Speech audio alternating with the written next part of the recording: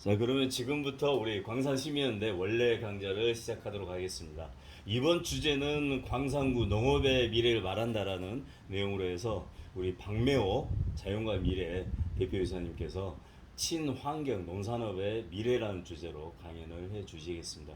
우리 박매호 대표님은 전남 친환경 산업연합회 부회장을 현재 하고 계시고요. 그다음에 전남도의회 농업정책 자문위원도 하셨습니다. 그리고 우리 국무총리 표창도 받으시고 녹색 환경 대상도 받으시고 환경부 장관도 받으셨고 실은 또 요 앞전에 우리 그런 말 하지 전남 마세요. 도시사에도 네, 저기 나오셔가지고 실은 농업 정책뿐만 아니라 실제로 현장에서도 직접 경험을 갖고 계신 분이신데 이번에 실은 어렵게 모셨습니다. 옥가에서 친환경 사업을 하고 계시는데요. 오늘 원래 강좌를 통해서 우리 농업의 미래에 대해서 한번 고민하는 시간을 갖도록 하겠습니다. 다 같이 큰 박수 부탁드립니다. 네, 감사합니다.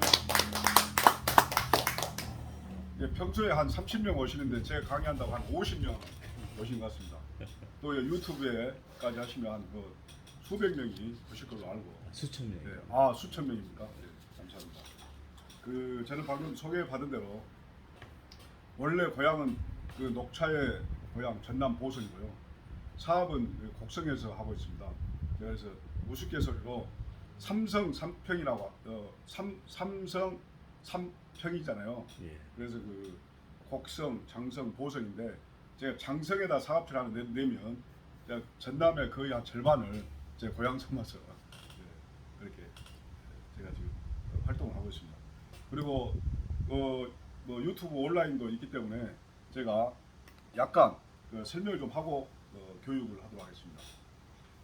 사람이 한국 사람들 정서가 있잖아요. 빈수로 오기는 뭐하다고 그래서 이것은 텃밭 상상 민이라고 여러분들 특히 도농 복합지역 이런 게 사시는 분들은 텃밭도 좀 하고 또 이 화분 같은 거 있잖아요. 근데 전문적으로 농사를 짓고 계시는 분들한테 주는 500ml 한 병이 보통 1000평 뿌리거든요. 그걸 갖다 드리면 한 몇 년 쓰시단 말이에요. 그리고 막 어디다 놔둬가지고 애들이라든가 이런 데 위험하기도 하고 그래서 텃밭 상상 미니, 텃밭 상상 중짜리로 있는데 오늘은 주로 텃밭이라든가 그다음에 화분에 사용할 수 있게끔 제가 선물로 가져왔습니다. 그래서 한번 잠깐 설명을 좀 해드리는 게 좋겠습니다. 왜 그러냐면 도시에 계신 분들 이걸 갖다 드리면 저한테 그냥 귀찮게 처리를 너무 많이 합니다. 그래서 미리 제가 설명을 좀 해드리도록 하겠습니다.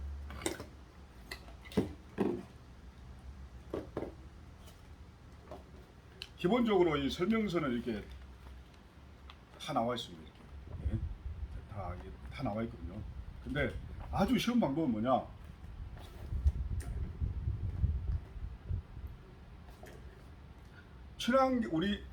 저희가 친환경 관련돼서 오늘 설명을 하는 거니까 친환경 농업 육성법에가 이 특정한 살충제, 살균제, 영양제에 대해서 색깔이 지정이 없어요. 그러나 농약관리법에는 초록색 하면 벌거지약, 살충제, 병뚜껑이 됐든 이미지가 됐든 일단 시중에 농약방이라든가 약을 사러 갔다. 그러면 초록색은 벌거지약입니다. 제가 눈높이를 전문가 용어를 안 쓰고 여러분들 대상으로 하는 거기 때문에 조금 전문 용어를 안 쓰더라도 사투리를 쓰더라도 이해해 주시고 초록색은 뭐라고요? 살충제, 벌거지약. 그 다음에 벌거지 다음에 또 뭐가 있습니까? 분류를 해보면 곰팡이. 곰팡이 약은 분홍색. 왜 이렇게 농약관리법에서 이렇게 지정을 해놨냐면 예전에 언론에서도 나왔습니다만은 어르신들이 저희 어머니도 92세인데 어르신들이 농약도 살균제는 밀가루처럼 이렇게 생겼단 말이에요. 그러니까 이분들이 밀가루인 줄 알고 이걸 이렇게 전 부쳐 먹다가 사고가 났어요. 그래서 어르신들을 위해서 초록색은 살충제, 분홍색은 살균제. 그 다음에 여러분들이 이제 아셔야 될 게 제초제는 주황색입니다. 근데 친환경에서는 제초제가 없어요. 네. 이 친환경이란 말의 뜻에는 우리가 이 잡초도 우리 인간이 봤을 때 뭐냐면 쉽게 말해서 작물에 비해서 이제 수확물에 영향을 미치기 때문에 이 잡초로 정의하는 거잖아요. 그러나 친환경 농업 육성법에서는 제초 방법을 어떻게 이해하고 있냐면 세 가지 방법만 제초 방법을 허용해 주고 있는데, 자, 손으로 풀을 뽑는 건 당연한 거고, 예초기로 자르는 거, 그다음 비닐로 멀칭하는 거, 그다음에 불로 화염 제초하는 거, 이 세 가지 방법만 친환경 농업 육성법에서는 잡초 제거에 대해서 허용을 해주고 있거든요. 그러니까 친환경이 아닌 농산물은 이 제초제를 쓰게 돼 있는데, 그 제초제는 주황색 표시를 하게 돼 있습니다. 그래서 자, 이건 그럼 무슨 색입니까 이게? 초록색. 이거 벌거지약입니다. 벌거지약. 벌거지약. 네, 이건 벌거지약. 그리고 이제 분홍색 살균제는 제가 오늘 안 갖고 왔고요. 그다음에 작물을 키우기 위해서는 벌거지도 잡아야 되고 곰팡이도 잡아야 되고 또 뭡니까? 사람이 보약 주듯이 영양제도 줘야 되잖아요. 그래서 이것은 영양제입니다. 영양제는 색깔이 지정되어 있지는 않습니다. 그래서 제가 임의적으로 영양제는 약간 흑색으로 이렇게 해서 여러분들한테 이해하기 쉽게 한 거고요. 그래서 오늘은 벌거지약하고 영양제를 가져왔습니다. 그래서 이게 뚜껑이 5mm짜리거든요. 이놈한 뚜껑을 요것만 드리면 사용할 수가 없으니까 제가 이 소형 스프레이도 가져왔습니다. 그래서 이 소형 스프레이에다가 한 뚜껑씩 타고 물을 타가지고 저거 줘보세요. 영양제입니다. 예. 이런 식으로 희석해가지고 물을 타가지고 흔들어가지고 이 락을 풀고, 어떤 분들은 연세가 드신 분들은 제가 이걸 드리면 이 락이 걸려 있어갖고 고장 났다고. 우리 임 대표님 통해서 저한테 전화 옵니다. 어이, 아니 사람이 얼굴도 잘생기고 말도 잘하더만 주도 막 공짜를 줬다고 이거 고장난 걸 줬다고 하는데, 이게 락을 풀어줘야 됩니다. 이 락을 풀어서 흔들어서 이렇게 스프레이로 살포하시면, 자, 기본적으로 텃밭하고 화분 많이 키우잖아요. 아파트에 아주 효과가 좋습니다. 그리고 혹시 이렇게 좀 쓰고 남았다 그러면 계속 놔두지 마시고 화분에다가 이렇게 화분 밑에다 관주해 주시면 아주 좋습니다.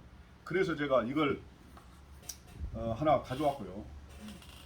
또 하나 드리려고. 한국 사람 하나만 드리면 좀 서운하잖아요. 예, 그래서 이건 뭐냐, 오래전에 우리가 그 가습기 이 파동이 있었잖아요. 그래서 우리가 100% 천연 원료를 이용해 가지고, 여기 보시면 한 5가지 정도의 천연물이 여기에 있습니다. 레몬그라스를 비롯해서 농나무라든가 계피라든가 여러 가지 천연 원료를 이용해 가지고, 우리가 지금 요즘 날씨가 뭐냐면 습하잖아요. 이 습하면 어떻습니까? 그 막 하수구라든가 싱크대 냄새 나잖아요. 그랬을 때 또 요즘에 그 빨래 같은 거 잘 안 마르면 그 이불에 진드기 같은 게 있거든요. 그래서 탈취 효과도 있고 진드기 기피 효과가 있는 천연직이라고 해서 제가 특허를 내놨거든요. 그래서 이것도 락이 걸려 있습니다. 이렇게. 그러니까 이 락을 해제하고 잘 흔들어 가지고 이렇게 그 하수구나 이 옷 같은데, 이불 같은데 이렇게 살포해 주시면 아주 효과가 좋습니다. 그래서 저희들이 가지고 온 이 제품은 제가 꼭 약장치 같습니다만 그 천연 원료를 이용해서 이렇게 해충도 방지하고 이 생활용품으로 쓰시게끔 가져왔으니까요. 여러분들 원래는 사람이 너무 많기 때문에 추첨해서 드려야 되는데, 특히 오늘 광산 시민연대는 제가 기쁜 마음으로 왔기 때문에 여기 참석하신 분들 다 드리도록 하겠습니다. 감사합니다. 고맙습니다. 그래서 그리고 또 하나, 이것은 뭐냐면 이게 항상 사람들은 착용을 해봐야 돼요. 여러분들 더울 때 힘드시잖아요. 그러니까 이것은 그 쿨토시입니다. 쿨토시여가지고 혹시 작업하고 그러실 때 저희 회사 홍보도 좀 해주시고 그렇게 하시라고 제가 오늘 이걸 쓰고 강의를 하도록 하겠습니다. 멋집니다. 제가 사용을 해봤는데요. 예, 아주 시원하고 좋습니다. 색깔이 그 흰색으로만 나온가요? 원래는 다른 색도 있었는데 그래도 흰색이 가장 무난하다. 우리 혹시 다른 색을 공장 예. 네. 흰색은 없어요. 그 염색을 하면 되잖아요. 검정색으로. 다른 색깔을 해봤는데 그래도 흰색이 제일 어울린다라고 생각하고요. 저는 소개받은 대로 전남대학교 이 요즘에 농업생명과학대라고 하잖아요. 농대 농학과를 나와가지고 주로 작물 재배 6종을 공부를 하고, 여러분들 청양고추 잘 아시죠? 저는 중앙종로 종묘회사에서 부산 연구소에서 그 사회생활 첫 시작했습니다. 그래서 오이, 수박, 참외, 메론을 호록과라 합니다. 과를. 그다음에 십자학과가 뭐냐?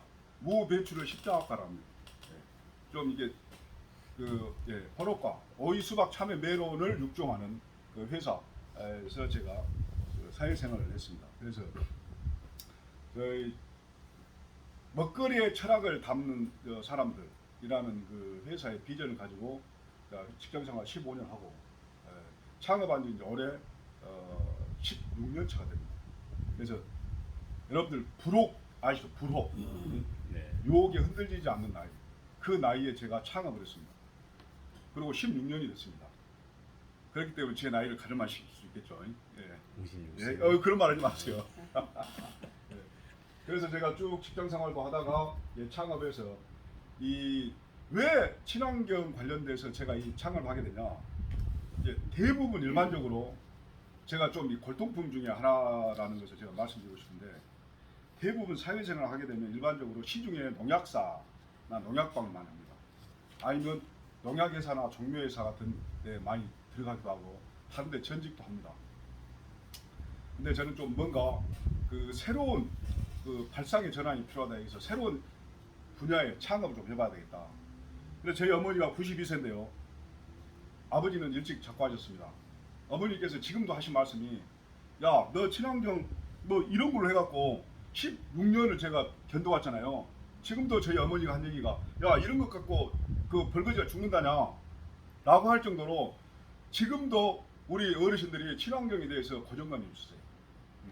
농약 말고는 세상에 다른 건 어떤 걸로도 병충해를 방지한다든가 약이 듣는 것이 아니요, 이런 식으로 생각을 하고 계신다는 거죠. 그러나 친환경 농업 육성법이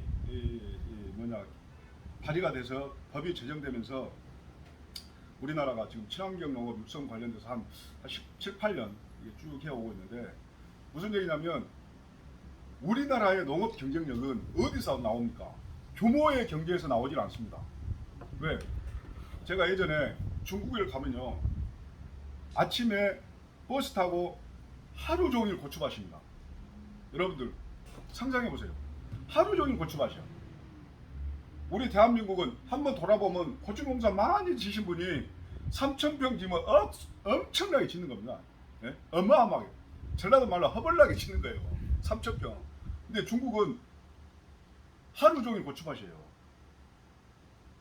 그런 나라와의 경쟁력은 뭐가 있겠습니까? 고품질의 안전한 농산물. 우리가 저는 배고픈 시절도 살아봤죠. 통일벼, 제가 8남매 7째니까 쌀밥 먹을 때가 소원이었어요. 저희가 종갓집에 1년에 13번 제사를 지내는데 제사 때만 쌀밥을 하잖아요. 그러니까 옛날에 그 통일벼 시대 때 그런 시대였잖아요. 근데 지금은 어떻습니까? 얘들을 1명, 2명 낳잖아요. 저는 아직도 제가 사과 하나에 배 하나에 10,000원짜리를 선뜻 구매하기가 낫습니다.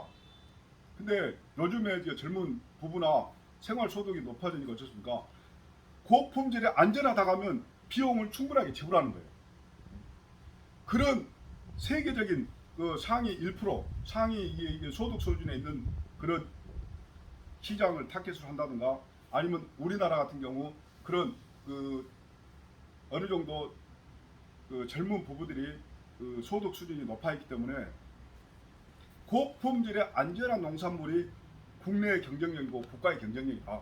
그래서 대한민국 정부에서 친환경 농업 육성법을 제정해서 이렇게 친환경을 해라 라고 해서 어찌됐든 간에 우리 전남이 친환경 농업의 한 50% 60%를 점유하고 있습니다. 근데 약간 좀 아쉬운 것은 뭐냐면 품목이 너무 획일적으로 수도자, 이게 수도자 가니까 여러분들 이해 안 가신 분들이 있는데, 제 직원 중에서도 면접하는데 수도자 가니까 서울의 수도를 얘기하는 사람이 있어요. 이게 우리가 특히 농업은 한자가 문화이기 때문에 나락을 수도라 한데 정말로 수도자. 이 도복이 뭐냐 그러면 뭔 말인지 잘 모르시는 분도 있어요. 보복 쓰러지는 거거든요. 벼가 쓰러지는 거. 뇌병성, 병에 강한 거, 뇌서, 뇌충 뭐 이런 그 한문들이 많이 이 한문 용어가 이제 농업에 많이 있는데 아무튼 그렇습니다. 그래서 고품질의 안전한 농산물을 위해서는 기본적으로 뭐가 필요합니까? 아무리 우리가 말을 많이 해도 이 병충 약제가 없으면 농사를 지을 수 있습니까? 없습니까? 없겠죠. 그래서 아무리 전문가가 있고 이론이 많다 하더라도 실질적으로 이런 약제들이 없으면 농사를 지을 수가 없어요. 그래서 저는 이런 분야에 제가 한번 새로운 분야에 그 벤처 창업을 해가지고 이 기업을 한번 읽어와 봐야 되겠다 해서 2007년 1월 2일 날 요 가까운 나주통신대학교 생물자원지원센터에서 창업을 하게 됐다. 그리고 직원들 한 20여 명 하고 함께 열심히 현재 이 사업을 해 나가고 있습니다. 그래서 우리 회사는 친환경 농산업 분야의 삼성 같은 기업이 되보고자 하는 게 제 회사의 비전과 꿈이 되겠습니다. 자, 저는 간단히 이 소개를 했고요.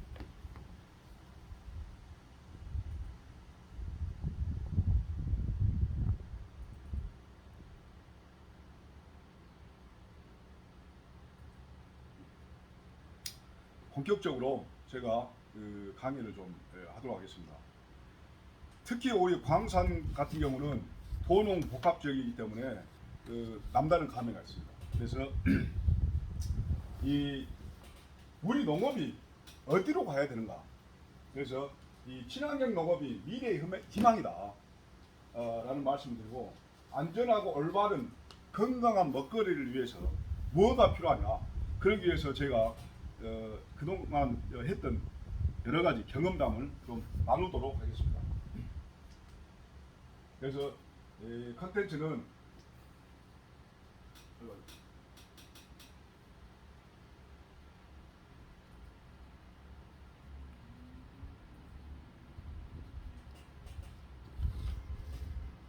순서는 친환경 농업이라는 게 뭐고, 로컬 푸드의 정의, 그다음 우리 청소년기 영양장애 유발하는 요인이 뭐고, 청소년의 올바른 식습관이 뭔가에 대해서 간단히 말씀을 좀 드리도록 하겠습니다. 여러분들 잘 아시다시피 세계적인 투자가 짐 로저스가 하는 말이 있습니다. 젊은이여 농대에 가라. 이 굉장히 그 우리 짐 로저스가 어떤 이슈를 이렇게 크게 우리 젊은이들에게 마음에 울림이 있는 이 말인데, 본인이 여러 가지 지금까지 쭉 투자를 해보니까 최고의 유망 업종이 농업이다. 앞으로 30년쯤 후면 식량 부족 사태가 오고 농업의 수익성이 가장 클 것이다. 그래서 투자의 귀재 짐 로저스가 여러분들 자녀분들한테도 이런 울림을 한번 드리고자 이 PPT를 만들었습니다. 그래서 여러분들께서 세계적인 이 투자자 짐 로저스의 말을 좀 유념해서 젊은이의 농대에 가라 라는 마음을 좀 담았으면 좋겠습니다. 그래서 이 짐 로저스의 생각은 농업 교육을 굉장히 중요시하고, 특히 우리나라 같은 경우는 한반도가 언젠가는 통일이 되지 않겠습니까? 그죠? 네. 통일 한국의 농업 잠재력을 높이 평가하고 있습니다. 그래서 우리 남한의 기술 경쟁력, 북한의 그 어떤 노동력이 결합되면 세계적으로 농업 강국이 될 것이다 라는 예측을 하고 있습니다. 그래서 농업의 가치와 한국 농업의 잠재력은 더욱 올라갈 것이다. 그래서 분명한 것은 통일 한국 농업은 일본은 앞질 것이다 라고 지금 이 짐 로저스는 지금 현재 특강에서도 얘기를 하고 있습니다. 그래서 한국에 와서 이렇게 인터뷰 같은 내용도 있고요.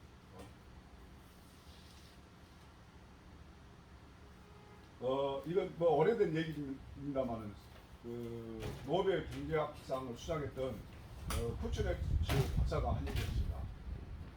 굉장히 울림 있는 말인데, 후진국이 공업화를 통해 중진국으로 되어갈 수는 있지만 농업과 농촌의 발전 없이는 선진국으로 진입할 수 없다.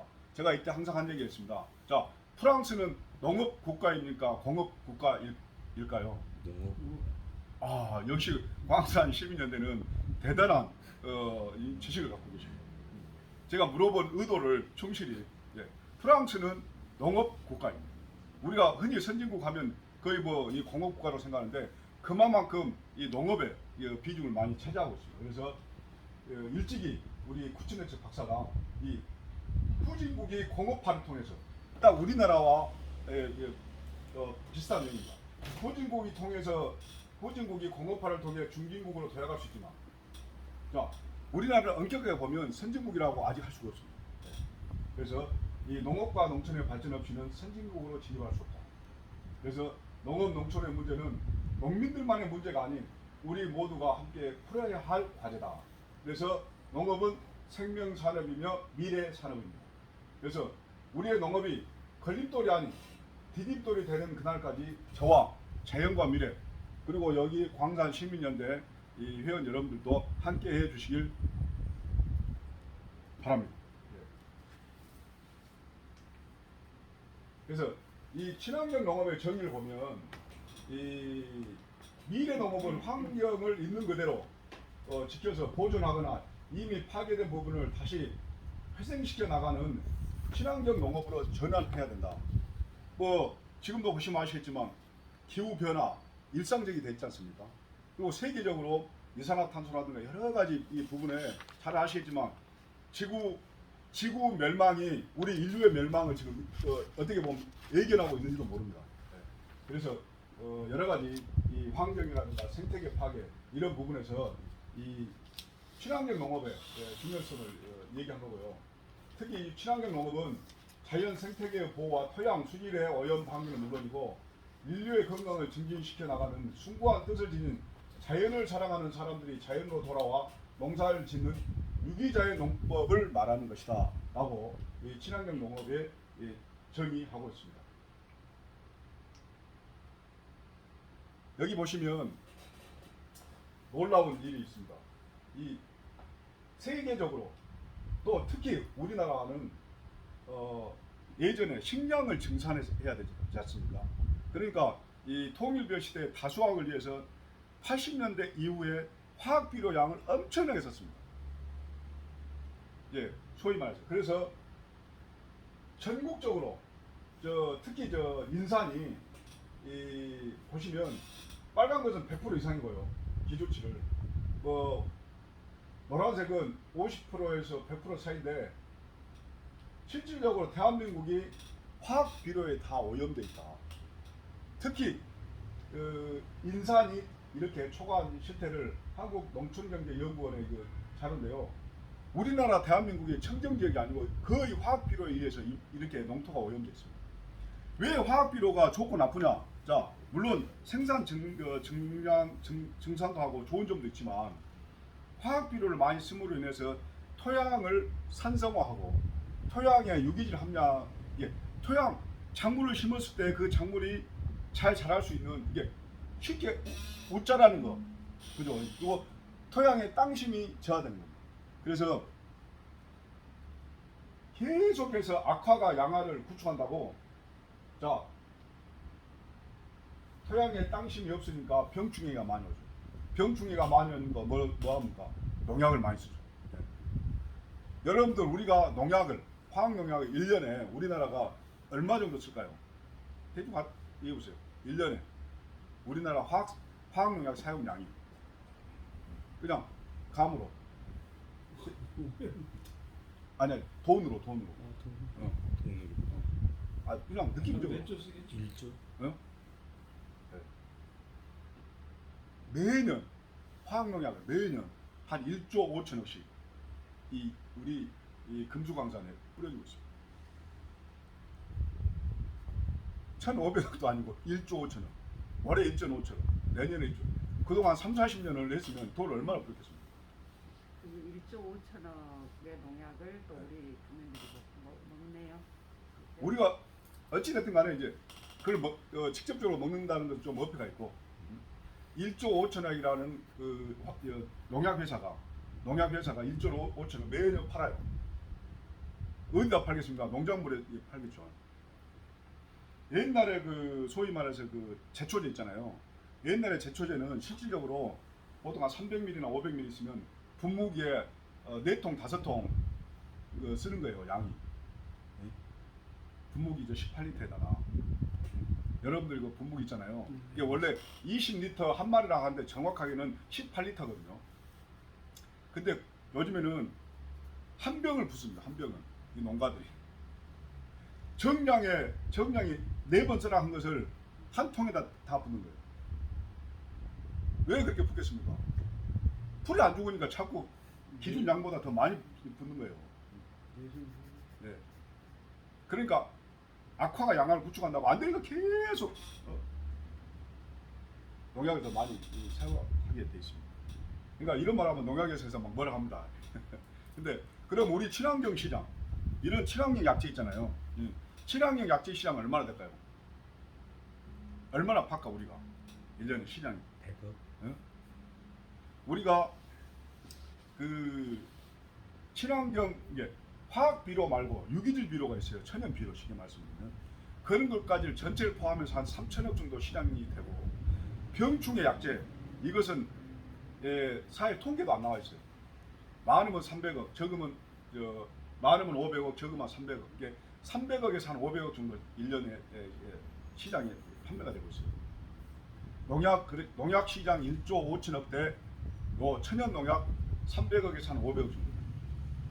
그래서 정부에서는 화학 농약, 화학 비료를 사용량을 줄이고 이렇게 유기질 비료, 이 천연 비료 또 이 천연 농약, 이게 제가 전문가인데 이 천연 농약이라고 하면 또 뭐라 합니다. 정확하게는 유기농업 자재 중에서 충해 관리용, 병해 관리용이라는 게 전문적인 용어인데 이게 편의상 친환경 농약이라 하겠습니다.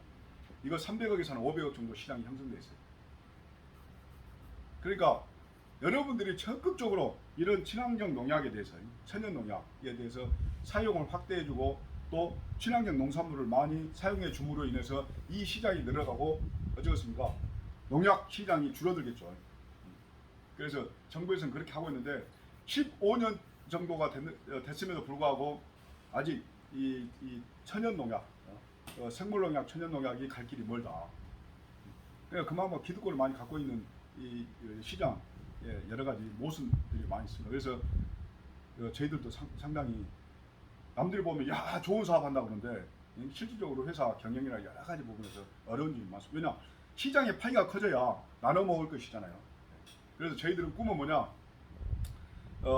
다행스러운 것은 이따 자료도 나오겠습니다만 2053년 정도에 되면 그 데드 크로스라고 하죠. 골든 크로스. 화학 농약이 이제 하고 이런 생물 농약이라든가 그 천연 농약 이런 부분이 이제 변곡점에 들었을 것이다라고 국제적으로 어떤 그 통계치가 이제 나와 있습니다. 그래서 그런 희망은 저희들이 갖고 있습니다. 그래서 우리가 이렇게 우리 국토가 너무 화학 비료에 오염돼 있다 라는 말씀을 좀 드리고 싶습니다. 이제 그래서 이제 제초제 하면 풀 죽이는 제초제도 있지만 논의 제초제도 있잖아요. 실질적으로 논의 제초제가 굉장히 양이 많습니다. 농약이 많아요. 많이 팔리고 있어요. 그래서 그 농약 제초제를 대체하려고 이렇게 오리를 통해서 이 잡초도 제거하고 또 이렇게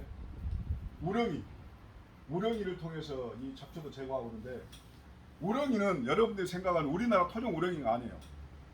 자 아프리카라든가 이런 밀림에 그 열대 밀림에 있는 우렁이인데 걔는 폐로 호흡을 합니다. 이게 우리나라 토종 우렁이가 아니에요. 그래갖고 걔는 물 밑에 있는 풀을 다 먹어봅니다. 근데 그 우리나라 이게 우리 인간들이 굉장히 머리가 영리한 거예요. 직파 나락을 그냥 벽실을 뿌려놓는 것은 직파라고 하잖아요. 그러면 물 밑에가 있으니까 얘가 다 먹을 거 아니에요. 그러니까 직파할 때는 이걸 사용을 못하고 나락을 어쩌습니까? 모를 심잖아요. 모를 심고 나면은 모는 물 위로 올라오고 그 밑에는 전부 다 물이잖아요. 그러면 잡초는 물 속에서 올라오잖아요. 그러니까 이 우렁이를 뿌려놓으면 얘가 물 속에 얘가 나락이어서 안 먹고 뭐냐면 이 잡초에서 먹고 그게 아니고 물 속에 있는 것은 다 먹어봅니다. 그 우스갯소리로 하루에 1000리를 간다고 얘가 희짓고 다닙니다. 그러니까 잡초 효과가 있겠죠. 그래서 왕우렁이 농법을 해서 이렇게 했는데 근자에 와서는 이 잡초 효과가 95% 이상이니까 아주 좋죠. 이게 화학 제초제를 안 해도 되니까. 근데 얘가 지구 온난화가 되면서 생태계가 파괴되고 이렇게 그 겨울이 요즘에는 별로 안 춥잖아요. 그러니까 얘가 동면을 하는 거예요. 얘는 자 더운 지방에서 열대 밀리면서 막 이런 데서 왔기 때문에 추우면 다 죽는데 여러분들이 한두 마리가 살아가지고 월동을 해. 그래가지고 지금 황소개구리하고 지금 현재 환경부에서는 이 왕우렁이도 생태계 교란종으로 지정하려고 하는데 우리 농가 입장에서는 뭐 하겠습니까? 우렁이가 없으면 그러면 친환경 하는데 제초제 뿌리면 이제 친환경이 안 되잖아요. 그러니까 약간의 지금 딜레마에 빠져 있습니다. 이게 우리 농림부 쪽에서는 그래도 이건 친환경 제초에 필수적이다. 그러니까 우렁이 농법을 계속 해야 되니까 지정하면 안 된다. 환경부는 또 이해관계가 있잖아요. 자기 부서에. 그러니까 이것은 생태계 교란종으로 지정해야 된다. 막 이런 갈등들이 좀 있습니다. 그래서 요건 약간 그 옛날 자료이긴 한데 일부러 제가 가져온 게 뭐냐면 아주 예전에는 이렇게 이 사과 모양처럼 생겼잖아요. 예. 이게 친환경에서 무농약 유기농 이렇게 로고가 있었어요. 근데 농민들이 너무 복잡하다고 그래요. 소비자를 또 헷갈려요. 그래서 지금은 이건 없습니다. 이거. 그리고 아예 이 네모 박스에가 무농약이냐 유기농이냐 라고 지정만 돼 있어요. 그러니까 여러분들이 가장 안전하게 사 먹을 수 있는 것은 야 나 헷갈려 뭐 로컬푸드 나 잘 모르겠어 하면은 그 마트에 가보면 이 코너에가 라벨에가 무농약 유기농 이렇게 적어져 있어요. 자 이따 설명도 나오겠지만 항생제 우리 축산물도 마찬가지입니다. 항생제를 너무 많이 쓰잖아요. 그러니까 야 나는 무항생제 항생제를 쓰지 않는 돼지고기 닭고기 소고기 이렇게 무항생제 축산물이라고 해서 이렇게 지정해서 반드시 붙어 있습니다.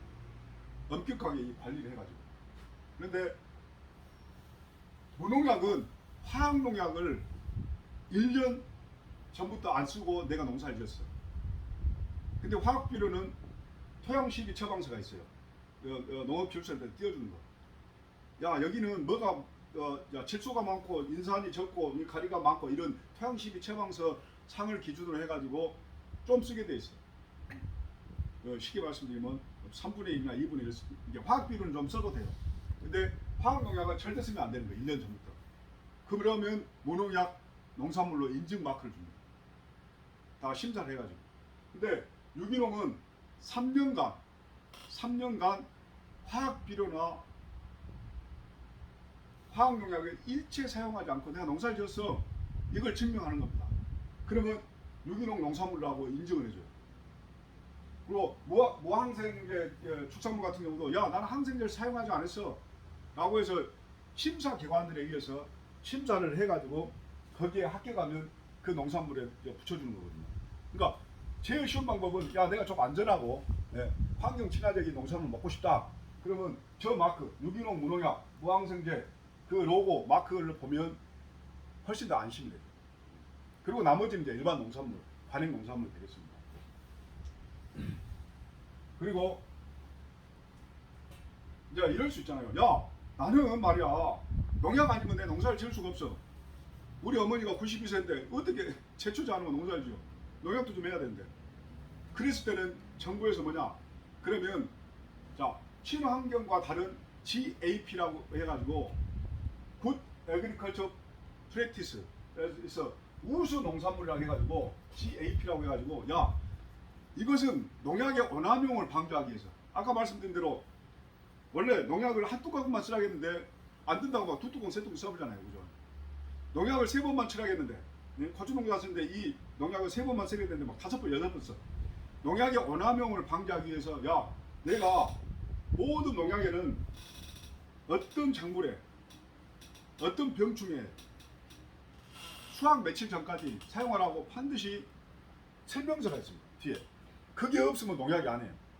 나는 그 기준대로 그 기준을 준수해서 내가 사용했어 라고 하면은 이 우수 농산물이라 해가지고 GAP 마크를 줍니다. 이런 농산물을 이제 소위 말해서 관행보다 좀 더 안전하게 그런 마크를 주는 거예요. 그러니까 GAP 이 농산물은 화학농약을 기준대로 썼을 때, 그리고 유기농이나 무농약 농산물은 일체 화학농약을 사용하지 않고 사용한 농산물, 이렇게 생각하시면 되고요. 참고로 한 말씀 드리자면, 이건 별로 재미없는 얘기긴 하지만 그래도 우리가 먹거리에 중요한 거니까, 우리나라만 친환경이라는 말을 씁니다. 굿 에그리컬처. 세계적으로 친환경이라는 단어는 없어요. 뭔 말이냐? 오가닉이라는 말을 씁니다. 그러니까 여러분들이 해외에서 농산물을 뭐냐면 그 마트 같은 데서 보면 다 오가닉 아니면 일반 관행입니다. 그래서 저한테 막 친환경을 들었는데, 오가닉은 뭐냐? 이게 우리나라는 편의상 친환경이라는 말을 쓰지만 어찌됐든 간에 세계적으로 통용되는 말은 이렇게 오가닉이라는 표시가 있는 것은 그만큼 친환경적으로 안전한 화학농약을 사용하지 않는 농산물이다. 그래서 일반적으로 보면, 물론 이제 뭐 천연 농약이라 해서 뭐 이렇게 피해가 없는 건 아니지만, 이 일반 화학농약을 사용했을 때 이런 피해 사례들에 대해서 제가 좀 자료를 가져왔고요. 여러분들 좀 궁금해하실 것 같아서, 요즘에는 그 농협 같은데 보면 로컬 푸드라고 해가지고 로컬 푸드 매대가 따로 있어요. 쉽게 말해서 로컬 푸드가 정의가 뭐냐면, 자, 로컬 푸드는 엄격하게 요 친환경이라든가 뭐 GAP라든가 이런 거 없이 그냥 신토부리 개념에서 우리 주변에서 우리 어머니 우리 저 주위에서 가까운 데서 그 농산물을 지어서 팔 로가 없잖아요. 전부 다 시장 통해서 팔 수는 없잖아요. 그래서 그 일정하게 특히 농협 하나로마트 같은 데 보면 일반적으로 로컬 푸드 매대가 있어요. 근데 이제 그 농산물이 안전하냐 뭐 어쩌냐 하는 것은 내가 공적인 자리니까 말씀 안 드리도록 하겠습니다. 여러분들 판단 잘 하셔가지고 이렇게 소비하시면 되고, 어찌됐든 간에 제철에 제 지역에서 특성에 맞는 농산물을 먹는 것을 그냥 로컬 푸드라고 한다. 그래서 저는 여기 광산 시민연대 왔기 때문에 도농 복합 지역으로서 제안하고 싶은 건 뭐냐면, 우리 광산 시민연대의 회원 여러분들이 어떤 그 이렇게 로컬 푸드 개념 있잖아요. 로컬 푸드 개념인데 그냥 로컬 푸드 본인들이 할 게 아니고 우리 시민연대에서 뭐 협동조합을 만든다든가 해가지고 정말 안전하고 제대로 된 농산물을, 야 우리 로컬 푸드는 다른 데하고 달라 라고 요즘 가끔 보면은 굉장히 좀 제가 말씀드리기 그런데, 아무튼 일반적으로 그냥 봄에라든가 뭐 이렇게 농작물 관련돼서 그 도로 같은 데서 이렇게 나무 같은 거 채취하고 파는데 누가 할 수가 없어요, 사실은. 그런 부분 굉장히 좀 주의할 필요가 있습니다. 그래서 이제 로컬 푸드의 뭐 장점에 관련된 부분은 이 자료를 드리고 갈 테니까 한번 쭉 읽어보시면 좋겠습니다. 이건 뭐 이게 고추에서 고추장까지 쭉 로컬 푸드 관련돼서 한 부분들은 제가 데이터를 들고 갈 테니까요. 하고 특히 이 청소년기의 영양제장애 관련해서 저희들을 뭐 여기 계신 분들 다 연세가 드셨으니까 저희들 배고픈 시절에 살았잖아요. 제가 저희 집이 종갓집인데 저희 아버지가 3대 독자고 1년에 제사 13번 지냈는데 제사 지낼 때만 쌀밥 먹었습니다. 뭐 여러 가지 그 어렸을 때 추억을 보면 눈물 나는 얘기들이 있어요. 어렸을 때는 그 제사를 지내면 조상들이 언제 옵니까? 12시 넘어서 옵니다. 그럼 그 추운 겨울에 그 쌀밥 아예 고기 쉽게 말해서 좀 먹으려고. 근데 제사를 지내려고 하면 제사 음식은 절대 부모님들이 손도 못 대게 하잖아요. 다 이게 목욕제기 하시고 제사 지내고, 그 추운 엄동설안에 겨울에 그 이 묻지방에서 이제 제사 끝나면 저거 먹으려고 제사 음식 먹으려고. 그러다 저는 어리니까 어쩌겠습니까? 방을 따숩고 저 묻지방을 차오니까 졸다가 이제 잠을 아침에 일어나면 제사 음식이 하나도 없네. 왜?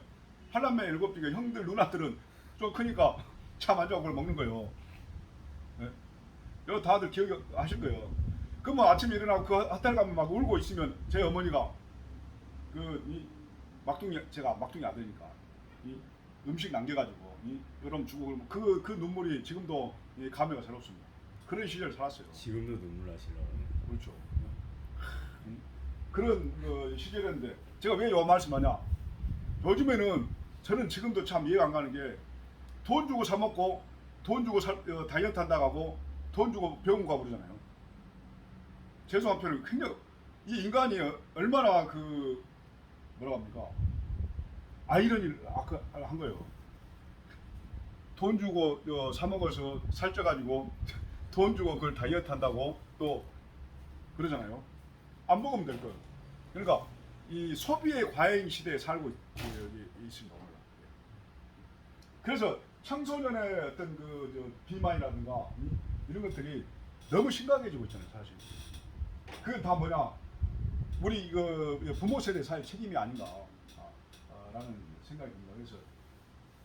그래서 청소년기에 이렇게 스트레스도 있지만 식사라든가 무절제한 다이어트라든가 특히 아침에 아침 결식하고 외식 요즘에는 택배라든가 이런 게 돼 있기 때문에 너무 그런 부분에 대해서 그리고 이제 청소년들의 영양 유지의 어떤 간식 그래서 칼로리의 과다 섭취로 인해서 여러 가지 장애 문제가 생기고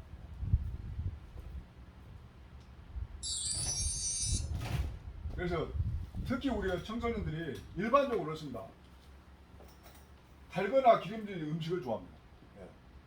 근데 요즘 음식이 식당에도 저도 가보면 일반적으로 달아요. 너무 단 음식이야. 여기 보니까 전부 다 날씬하신 분들만 계시네. 너무 달아. 그리고 배고프지 않아도 습관적으로 먹어요, 사람들. 그런 여건이 있고.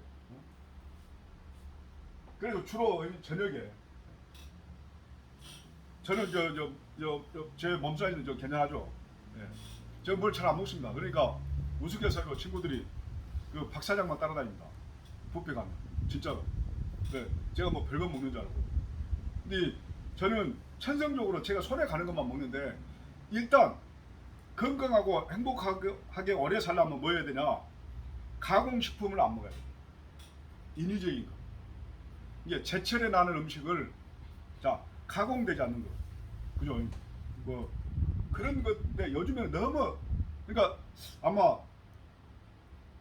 저 같은 사람 있으면 통닭집하고 컵슈터 장사 안 될 거고 특히 뭡니까 피자 가게 제가 지금까지 기억으로 돈 주고 사 먹어본 적은 없습니다. 아무튼 그래서 될 수 있으면 가공되지 않는 자연의 식품을 애들한테도 저희 집에서 제가 애가 3명인데 제가 8남매라 했잖아요. 어머니가 요즘 연로하셔서 김치를 안 담으신데 처갓집도 7남매인데 김치를 우리 집에서 다 재고터리 합니다. 저나 우리 가족, 우리 애들도 김치를 잘 먹어요. 건강하면 건강한 이유가 있거든요. 그런 부분도 좀 말씀드리고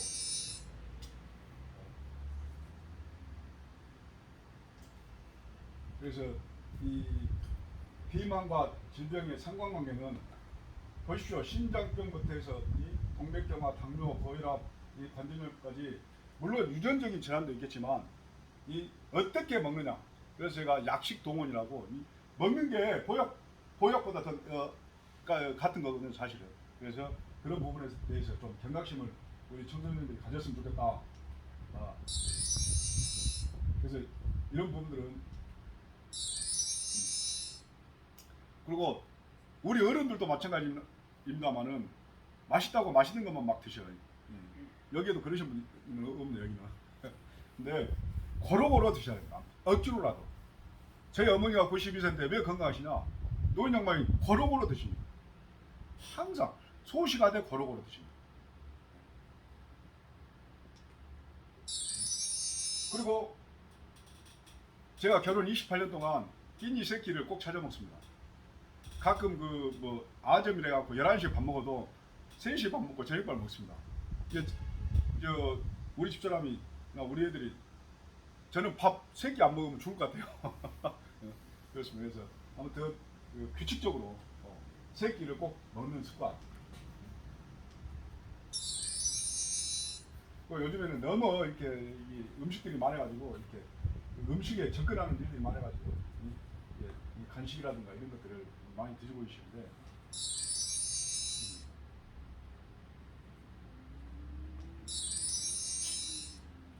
그래서 이런 부분들은 지나가고요. 제가 약간 심심하시니까 제가 좀 약간 충격적인 영상을 한번 보여드리겠습니다. 그때부터는 뭐, 하루하루가 시간과의 싸움이었습니다. 하루에 4~5마리씩 주저앉은 채 심하게 설사를 하고 울부짖다가 KBS ETV의 추정 60분에 원래 1시간 방영인데 제가 짧게 틀어놓은 거거든요. 가족들의 마음도 타들어갔습니다. 시간이 갈수록 사태는 악화됐고 임신한 소들은 새끼를 유산하기 시작했습니다. 2달 동안 무려 100여 마리의 소들이 정체 모를 병에 쓰러졌습니다. 혹시 전염병에 걸린 것은 아닐까 수의사를 불러 치료를 해봤지만 좀처럼 회복될 기미를 보이지 않았습니다. 콧구멍 흘리고 설사를 하고 하이반 씨가 폐사의 원인을 알게 된 것은 지난 4월. 이게 농약 사고가 중독에 대해서 발생한 지 2달이 지난 뒤였습니다. 우리는 전 그런 게 있어 알 수 없었는데 결국 뭐 4월 22일 날 4월 9일 날 그때 4월 9일 날 올라와서 결국 거기서 뭐 너무 결과가 나는데 농약 중독으로 나왔습니다. 3번의 부검 끝에 받은 결과였습니다. 소를 죽음으로 내몬 범인은 볏짚에 묻은 농약이었습니다. 제작진은 4마리의 소를 따로 받은 후 볏짚을 먹이고 증상을 관찰해 보기로 했습니다. 반나절이 지나자 소 한 마리가 이상한 행동을 시작합니다.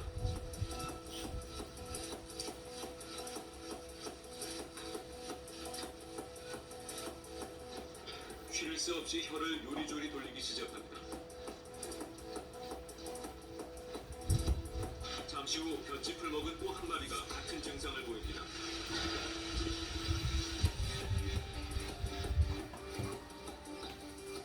이번에는 침까지 흘립니다.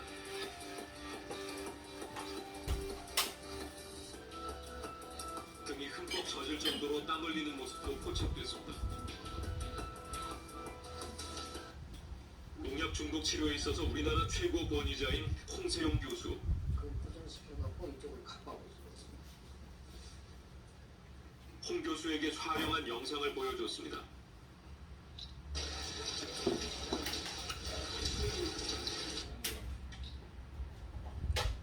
이게 중독이 되면 이 땀도 많이 나고 침도 많이 흘리고 이 동공이 좀 새카만 있고 이것이 적어져요. 홍 교수는 전형적인 농약 중독 현상이라고 말합니다. 구체적인 약 중에는 폴레이트와 유사하거나 폴레이트만큼 독한 그런 살충제도 많이 포함이 되어 있다. 그래서 그런 것들이 같이 검출이 됐다면 전부 다 그룹에 영향을 미쳤을 가능성이 많다 이렇게 봐야 됩니다. 문제가 됐던 성주 농가의 볏짚에 남아있는 나달과 폐사 농가의 볏짚을 제공한 농가의 벼를 수거해 함께 분석했습니다. 두 시료 모두 2013년에 생산한 것입니다. 농약 성분 검사를 서울대 농약화학 및 독성학 실험실에 의뢰했습니다. 수거한 벼의 껍질을 제거한 후 400여 가지 농약 성분을 검사했습니다. 결과는 충격적이었습니다. 성주는 기준을 초과했고 다른 곳은 기준조차 설정되지 않았습니다. 모두 유통해서는 안 되는 부적합살입니다. 우리 사람들이 이걸 만약에 먹었다고 그러면 언제 나타날지 모르는 거예요. 저희 추정식부는 한우표사와 관련된 볏짚 생산 지역의 쌀을 수거해서 검사한 결과 8개의 쌀에서 모두 농약이 검출됐고 이 중에 1개는 제초제가 검출된 부적합한 쌀이었습니다. 지금이야말로 그동안 피해왔던 두려운 진실과 마주할 때입니다.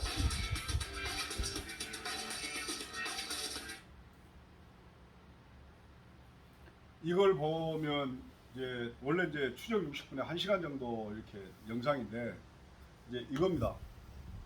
해남에서 몇 년 전에 이게 친환경 볏짚이라고 성주에 이 농가가 요즘에 그 공룡알이라고 하잖아요. 이걸 사갔어.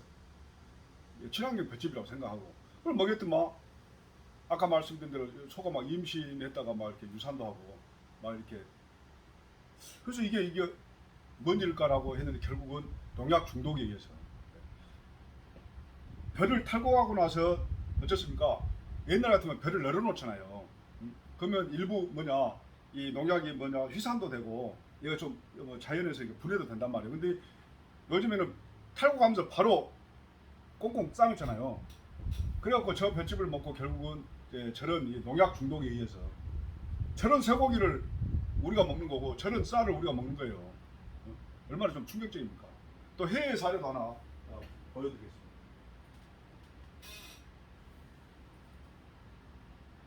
이 앞에 불 좀 끄시는 거. 아르헨티나에 살고 있다는 이 어린 소녀에게는 무슨 사연이 있는 걸까요? 강희준 PD가 이 소녀를 만나고 왔습니다.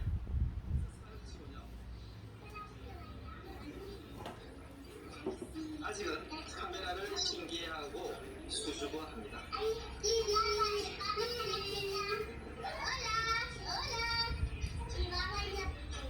O sea, hasta ahora no le dijeron nada. La doctora decía que podía ser el hijo de Pinche, pero ella no tiene nacimiento. Ella nació así. Yo la que ahora tiene esta personalidad que se le 충격적인 사진으로 세계적인 주목을 받았지만 아이샤는 또래의 아이와 다른 게 없어 보였습니다. 크고 작은 점들 여기저기 댓글도 보입니다.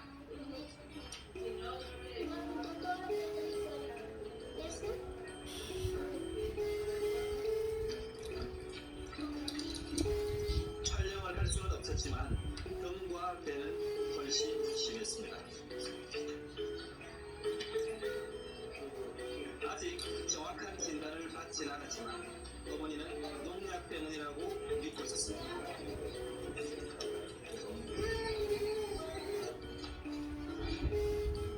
집 뒤쪽 불과 50m 정도 넓디 넓은 홍밭입니다. Bueno, de la nada ya está de los aviones se cruzan, dejan, van y vienen continuamente. Ahora se paró por la lluvia, así, pero si no, la verdad, la comunidad, o sea, no, nadie respeta nada. 요즘도 하루에 10회에서 12회 정도 비행기나 트랙터로 농약을 살포한다고 합니다.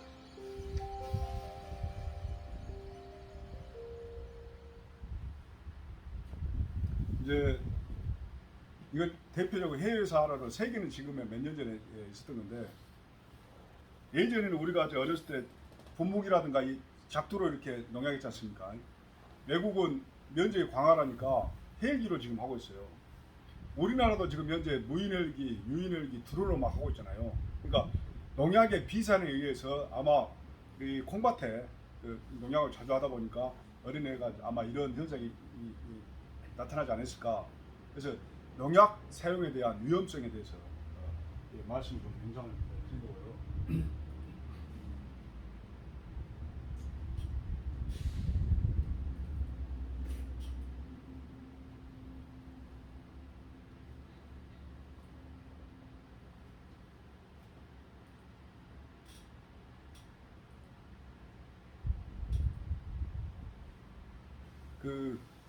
원래 이런 제도라든가 이런 것들 재미가 없어요, 사실. 규정이라든가 이런 거, 법 공부 막 하는 거니까.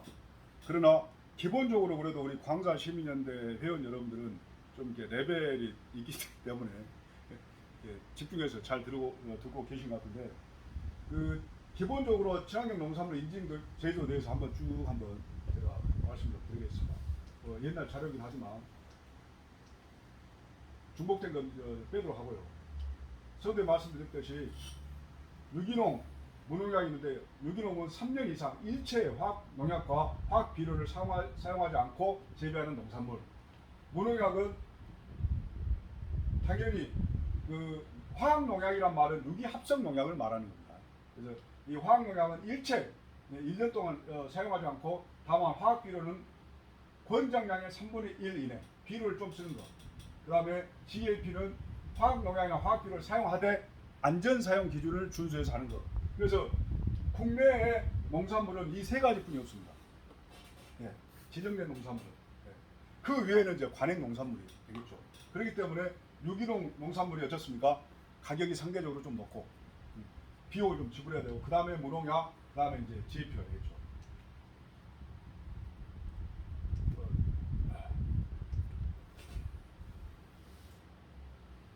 당연히 이 친환경 농업에서는 GMO-콩, GMO 어떤 이 종자, 이건 당연히 이 사용이 엄격하게 국내에서 규제되어 있습니다. 아까 말씀드린 것들은 제가 이렇게 엄격하게 신청 서류부터 소위 말해서 이 친환경 농산물이 기냐 아니냐 엄격하게 인증 심사원들의 심사 평가를 받았고 서류 검토도 하고 현장도 나가보고 해가지고 우리가 꼭 법원에서 재판하듯이 판결을 해줘요. 그러니까 굉장히 친환경 농산물이 인증을 받았다라고 하는 것은 기본적으로 그 농산물에 대한 안전성이라든가 이런 것들이 담보가 되어 있다고 보시면 되고요. 그래서 관련된 서류 접수라든가 이런 것들은 각각의 그 심사원들이 이렇게 하게 돼 있어요. 그리고 참고적으로 1인이 하면 1인 신청하겠지만 이 집단으로 하게 되면 그 집단을 다 할 수는 없잖아요. 그러니까 퍼변 조사를 해가지고 그 퍼변 조사에서 몇 사람이 탈락했다 그러면 그 전체 집단을 아웃시키는 거죠.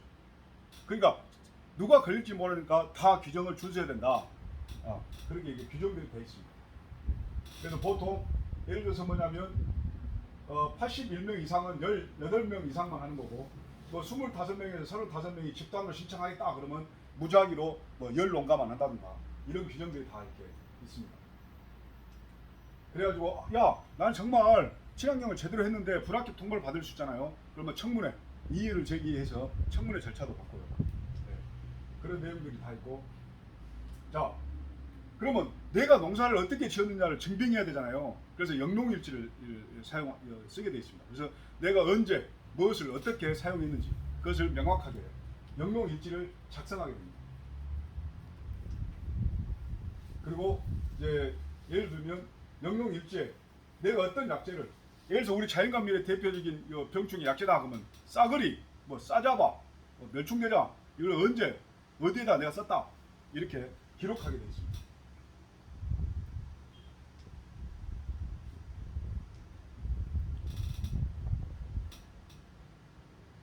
그리고 유기합성 농약 검출량이 0.01 ppm이라고 하면 저도 퍼센트로 보면은 0. 하나, 둘, 셋, 넷, 다섯, 봉이 5개네요. 그러면 이따 설명을 해드리겠지만 0.00001%는 우리 그 일반적으로 수조 욕조 있죠. 욕조에다가 농약 한 방울 딱 떨어뜨리면 희석이 되겠죠. 그 정도 양에서 이하로 나와야, 농약 검출 이하로 나와야 이걸 인정해 줍니다.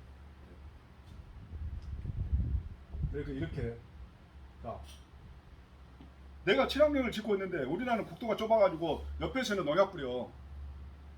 그러면 농약이 비싸되겠죠. 그래서 이런 완충지대도 설정을 이렇게 하게끔 되어 있습니다.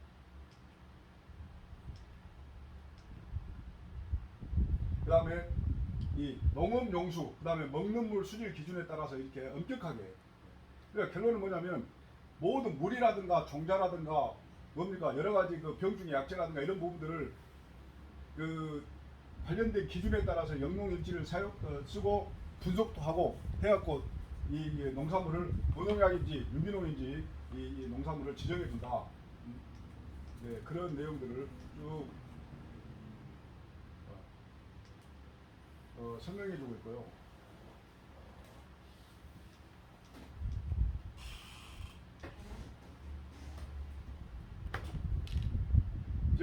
예전에 이제 우리 쉽게 말로 농민들이 이 입제 제초제는 보면 눈에 보이잖아요.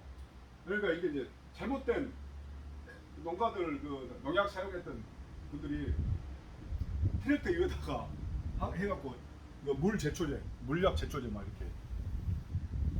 그래서 인증 위반 사례 대표적으로 이런 자 일반 보급종은 전부 다 뭡니까? 농약으로 소독돼 있어요. 벽시가 농약으로 소독돼 있습니다. 그러니까 그 벽시도 농약으로 당연히 소독돼 있기 때문에 사용하면 안 되겠죠. 근데 일반 보급종 벽시를 그렇게 사용해 가지고 위반된 사례들 그런 것들도 있고요.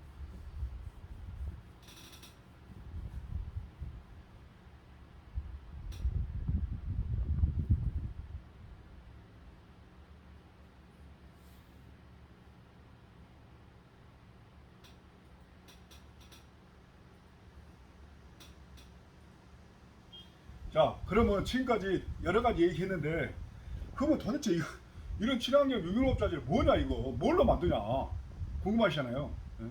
그래서 친환경 유기농업자재,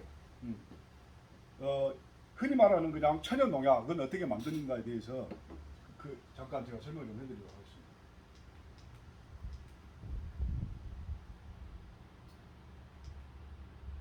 제가 여러 번 얘기했듯이 이렇게 유기농업 자재를 만들기 위해서는 화용 물질이 법에가 표시가 되어 있습니다. 그래갖고 토양계랑 영양제 이런 부분들 딱 41종이 정리가 되어 있고요. 병충해 관련된 것은 딱 49종으로 딱 정리가 되어 있어요.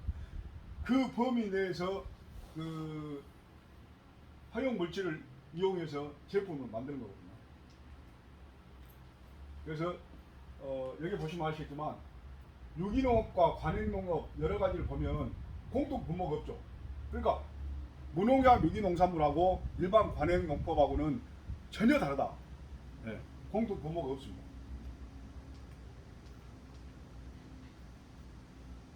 그러면 예전에는 이런 심사하고 이런 것을 누가 해줬냐? 농촌진흥청에서 해줬습니다. 관리감독기관이. 지금은 어디로 바뀌었냐? 농산물 품질관리원, 농관원이라기도 하고 품질관리원에서 품관원이라고 하는데 그쪽으로 다 이관돼서 관리를 하고 있습니다. 그래서 우리 회원 여러분도 보시면 자 병충해에 관련돼서는 어떻습니까? 지금 농약협회라든가 농약회사에서도 농약이란 말을 안 씁니다. 왜? 농약하면 거부감이 너무 많이 들잖아요. 그게 뭐라 한다? 작물보호제. 이게 작물보호제 협회 이렇게 합니다. 좀 있어 보이잖아요. 작물보호제. 근데 그 작물보호제를 이 화학농약과 이 생물농약, 이게 우리 유기농업 자재는 어디에 포함되느냐? 화학농약이 아닌 생물농약 중에서 생화학적 농약 중에서 천연불에 해당됩니다. 그래서 친환경 농산물도 친환농산물 신청서부터 쭉 관리해가지고 합격해가지고 인증해두시 해주듯이 이 농자재도 이 등록기관이 있습니다. 예전에는 3개 기관이 있었는데 지금은 저기 윗지방에 국립광원대학교 인증 심사기관이고요. 이쪽에는 국립순천대학교가 지정기관입니다. 예전에 이걸 농촌진흥청이 다 했는데 민간한테 다 위임을 했어요. 그래서 우리도 신청을 순천대나 강원대에다가 이제 나 이만저만해서 이렇게 하니까 이거 친환경 약재로 이거 지정해 주세요. 그러면 그 사람들이 이 원료부터 독성부터 모든 게 규정에 맞는지, 특히 경구, 경피, 눈에도 자극을 해보는데 그러면 이 안 점막은 어디다 실험을 하냐? 토끼가 제일 민감하거든 눈에. 이게 토끼 눈에 해봅니다. 그래서 이게 그 얼마만큼 토끼의 이 눈에 쉽게 말해서 뭐냐면 어떤 그 피해가 있는지 없는지 이런 것들 그렇게 실험해 보고. 그 다음에 어독성 있잖아요. 어독성. 물고기는 얼마나 독성이 있느냐. 그 지표 생물들이 있어요. 이 그런 데다 이렇게 해가지고 죽는지 안 죽는지 이 반응을 봐가지고 그래 불합격 합격 해가지고 지정을 해주죠. 그래서 저희들도 이런 신청서를 내가지고 하는데 이제 보시면 여기가 공시번호라고 있어요. 지정번호가. 근데 보통 지정번호 하나 따는데 적게는 한 3천만 원에서 많게는 한 1억 정도 듭니다. 실질적으로 분석 비용들이. 이거 어마어마하게 많이 드는 거예요. 또 관리해야 되고. 그래서 그냥 남들은 이거 제품 하나 그냥 이거 물 아니야 이거. 그런데 굉장히 엄격한 기준에 따라서 품질 관리를 하고 있고 제품을 제조하고 있다. 이럴 때 하시는 말씀이 있는데 야 이거 먹으면 죽어요 안 죽어요? 이런 말 많이 하는데 이거 먹어서 죽지는 않습니다. 약간 배탈이 날 수는 있는데 이런 특별한 경우가 아니면 이런 친환경 유기농업 자재를 뭐 마실 일도 없겠지만 혹시 약간 저기 한다고 해서 이렇게 인체에 뭐 크게 해가 있고 그러지 않는데 우리나라 같은 경우는 지금 농약도 맹독성 농약은 여러분들 없습니다. 이게 혹시 언론에서 막 기사가 났어. 뭐 맹독성. 근데 맹독성이란 왜 맹독성은 허가를 내주지 않으니까 없어요 우리나라에. 이 농약도 맹독성, 고독성, 저독성이 있거든요. 근데 맹독성은 없어요. 우리나라가 지금 앞으로는 고독성도 없애려고 합니다. 독성이 심한 고독성도. 그래서 고독성이 만료가 되면 연장 신청을 안 해줘요. 근데 지금 친환경 유기농업 자재 같은 경우는 그런 독성 분류 코드는 없지만 다 그런 실험을 해가지고 안전하게 등록된 것만 현재 시중에 유통되고 있다.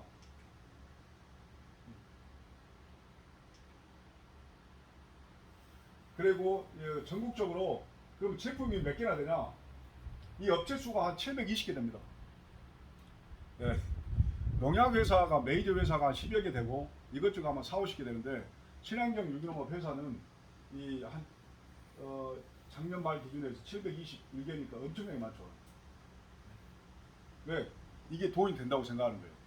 근데 실제로 해보시면 돈이 되기도 어려운데 왜? 그리고 일단 친환경 농업을 육성하기 위해서 진입 장벽을 좀 이렇게 낮춰놨어요. 그러니까 여기에 계신 분들도 그냥 사업할 수 있어요. 근데 이제 점점 전문성이 좀 필요해지고 있죠.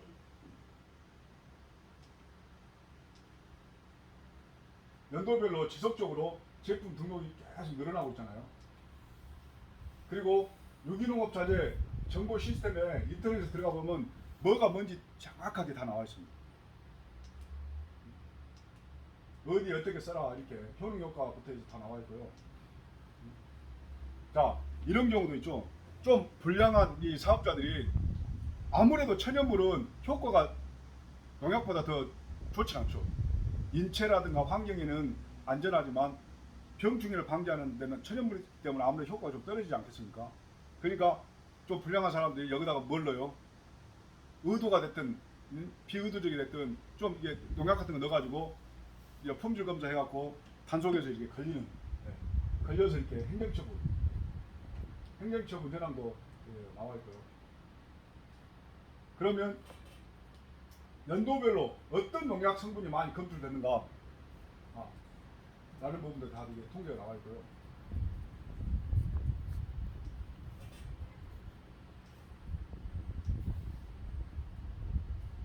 지금 아까 말씀하신 것처럼 토양 개량 및 작물 생육용으로는 41종이 뭘로 써야 되냐? 여러분 그 지렁이 분변도 있잖아요. 지렁이 분변도도 굉장히 좋은 토양 개량제 중에 하나인데 그 지금 이게 잘 유통되고 있지 않는데 옛날에는 그 하수 슬러지 같은 데서 지렁이 분변토 막 이렇게 해가지고 여러 가지 좀 문제가 된 경우도 있었어요. 그래서 이런 지렁이 분변토라든가 일반적으로 많이 쓰는 그 병충해 약재 이 자재 원료 중에서는 제충국이라든가 님 추출물이라든가 이런 것들인데 국내에서 거의 생산되지 않습니다. 거의 90% 이상이 원료를 해외에서.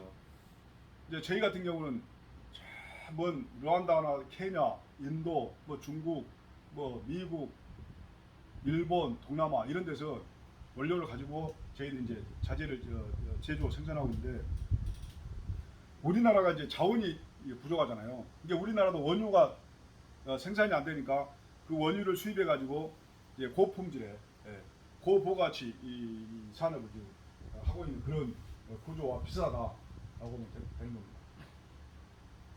재밌는 게 하나 있는데 신문에 나와서 한번 제가 캐치를 해봤는데 장희빈 잘 아시죠? 장희빈이 먹고 죽은 사약이 있습니다. 사약 뭡니까? 천남성이라고 천남성 뿌리 열매가 그 심장 독성이 굉장히 강해요. 왜 이 말씀을 드리냐면 일반적으로 자 저희들 기업들이 하는 제품들이 가격이 비싸. 그러니까 저거 내가 만들 거야 하고 친환경 약재 같은 것을 본인들이 막 배양해 가서 만든단 말이에요. 근데 거기에는 어떻습니까? 독성이라든가 여러 가지 그 유해 물질에 대해서 컨트롤이 안 돼요. 그래서 흔히 말하는 대로 이런 독초를 이용해 가지고 친환경 유기농 약재를 만들어 가지고 까딱 잘못하면 여러 가지 사회적 문제가 된단 말이에요. 그래서 신문에 이렇게 척죽도라든가 할미꽃도 굉장히 독성이 심합니다. 그래서 제가 요즘에 보면 꽃무릇이 뭐 다른 말로 뭐라 가지고 별로 생각 안 나네요. 저 영광에 보면 많이 있는데 우리 회사도 있고. 예? 아 상사화 이게 꽃무릇이 원래 이제 상사화를 그러니까 원래는 꽃무릇인데 거기도 굉장히 그 독성이 있거든요. 만약에 이런 소재를 사용해서 약재를 만들고 싶으면 그 독성 관련된 부분이 컨트롤이 안 되면 그러니까 이겁니다. 야 이게 독성이 있다고 해서 병충해 잘 드냐? 이 상관관계가 별로 없어요. 독성이 있다고 해서 병충해 잘 든 경우도 있지만 꼭 거기에 상관관계는 없다. 그래서 중요한 것은 안전한 이런 자재를 사용하시는 게 가장 좋다라는 말씀도 드리고 싶고요. 지금 몬산토라고 해서 세계적으로 이 다국적 기업인데 이 제초제 이 글라이포세이트라고 해서 얘가 암 유발인자가 있다. 그래서 뭐 국내에서도 지금 많이 사용하고 있거든요. 일반적으로 이 농약이 시장 1조 5천억인데 그 중에서 약 1,000억 이상이 제초제입니다. 네, 1,000억 이상. 그래서 그 세계적으로 지금 현재 일반 풀 죽이는 제초제 근사합니다. 이 암 유발 물질이다. 해가지고 이슈가 좀 되고 있는 부분도 있고요. 또 하나는 이 꿀벌이 지금 옛날에는 벌이 엄청나게 많이 있었죠. 그래서 이 화학 농약의 어떤 오남용으로 인해서 꿀벌이 감소하고 있다. 꿀벌이 감소하는 징조가 보면 우리 이 인류의 이런 굉장히 이 삶에 또 그런 부분에 영향을 많이 미치고 있죠. 그래서 저희들은 이런 화용물질, 그 고삼이라든가 이게 옛날에 보면 여러분들 지금과 마찬가지입니다. 홈키파에 들어가는 제충국이 피레스린이라고 해서 천연 피레스린인데 이 국화과 종류입니다. 그리고 이 꽃대가 살충 성분이 많이 들어있어요. 그래서 제가 항상 강조하는 게 우리 대한민국도 원료를 해외에서 다 조달하는데 원료를 대체할 수 있는 생산 기술을 좀 만들자. 이 국화꽃처럼 생겼기 때문에 경관 조성 사업도 하면서 그러니까 제가 좀 전하고 싶은 것은 예를 들어 광산구 도농 복합적이니까 경관 조성하는데 저런 것을 유휴지라든가 이런 데다가 심는 거예요. 그래가지고 우리가 나락 내상하듯이 이것을 건조해가지고 가져오면 저걸 소위 말해서 추출하는 기술이 있거든요. 우리가 참기름 짜듯이. 그래서 그런 부분도 이렇게 일자리 창출도 되고 원료 대체도 되고 굉장히 좋을 것 같은데 예, 이게 참 이게 좀 이렇게 규모화가 되고 집단화가 되고 이렇게 의식이 좀 있으면 제가 지금까지 경험해본 바로는 이 제충국 원료가 살충 성분 중에서 가장 으뜸인 것 같아요. 근데 이 제충국 피레스린은 화학 피레스린도 과학 기술이 발달돼 가지고 있어요. 근데 화학 피레스린은 이 천연 피레스린에 비해서 수십 배가 어쩔 쌉니다. 그러니까 어떤 사람들 막 그런 걸 잘 넣어가지고 막 이렇게 뭐 기업들의 어떤 그런 그 뭡니까 어떤 문제가 좀 되고 있는데 천연 피레스린은 20배가 비싼데 화학 피레스린은 싸니까 그놈을 넣어가지고 막 이게 친환경 약재다 이런 좀 이렇게 문제들도 좀 발생하고 그랬습니다. 아무튼 이런 제충국 그 다음에 그 인도 같은 데가 많이 있는데 이게 님 오일, 추출물이라고 해서 아자디락틴이라는 열매가 살충 살균 성분이 들어있고요. 농나무라든가 지난번에 우리 대표님 오셔서 이게 농나무 그 냅자 맡아보셨죠. 캄파, 박하향 나는 거. 이게 살충 성분이 좀 들어있습니다.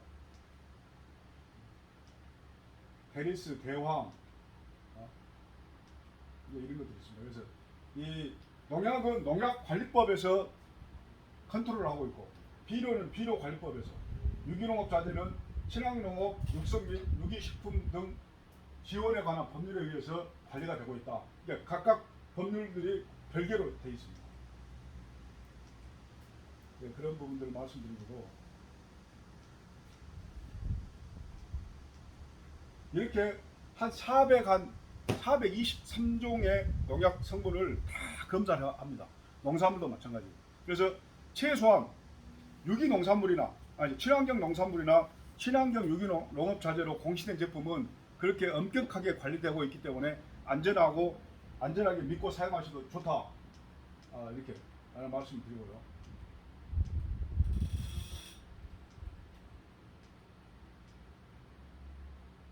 요거 하나 더 말씀 참고적으로 드리면 그럼 벌거지는 어떻게 죽냐? 이따 영상 하나 보여드릴 수 있는 기회가 있는가 모르겠는데 자 사람하고 똑같아요. 자 먹어서 죽어. 섭식독에 의해서 피부 접촉에 의해서 죽어. 이런 다양한 방법으로 해서 해충을 박멸하는 그런 작용기작에 대해서 이게 설명이 되어 있고요. 또 하나는 이런 나방류 같은 경우는 반드시 우리가 1령, 2령, 3령에서 변태를 하잖아요. 애벌레에서 뭡니까? 변태, 탈피를 해야 되거든요. 탈피를 억제를 해. 그럼 얘가 어떻습니까? 죽어요. 그런 여러 가지 작용기작들이 있습니다. 그런 부분 설명한 거고. 배고프시죠? 제가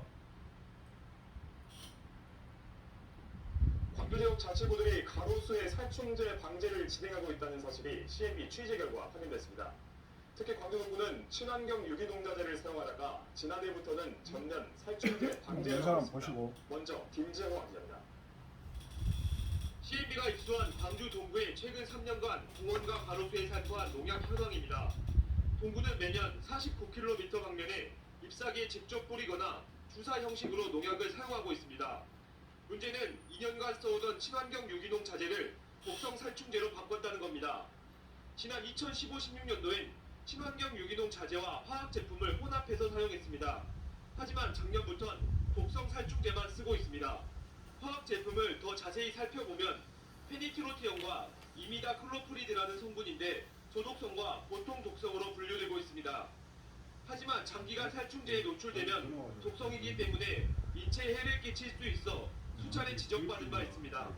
그렇다면 왜 동구는 친환경 농약에서 다시 독성의 살충제로 바꾼 걸까?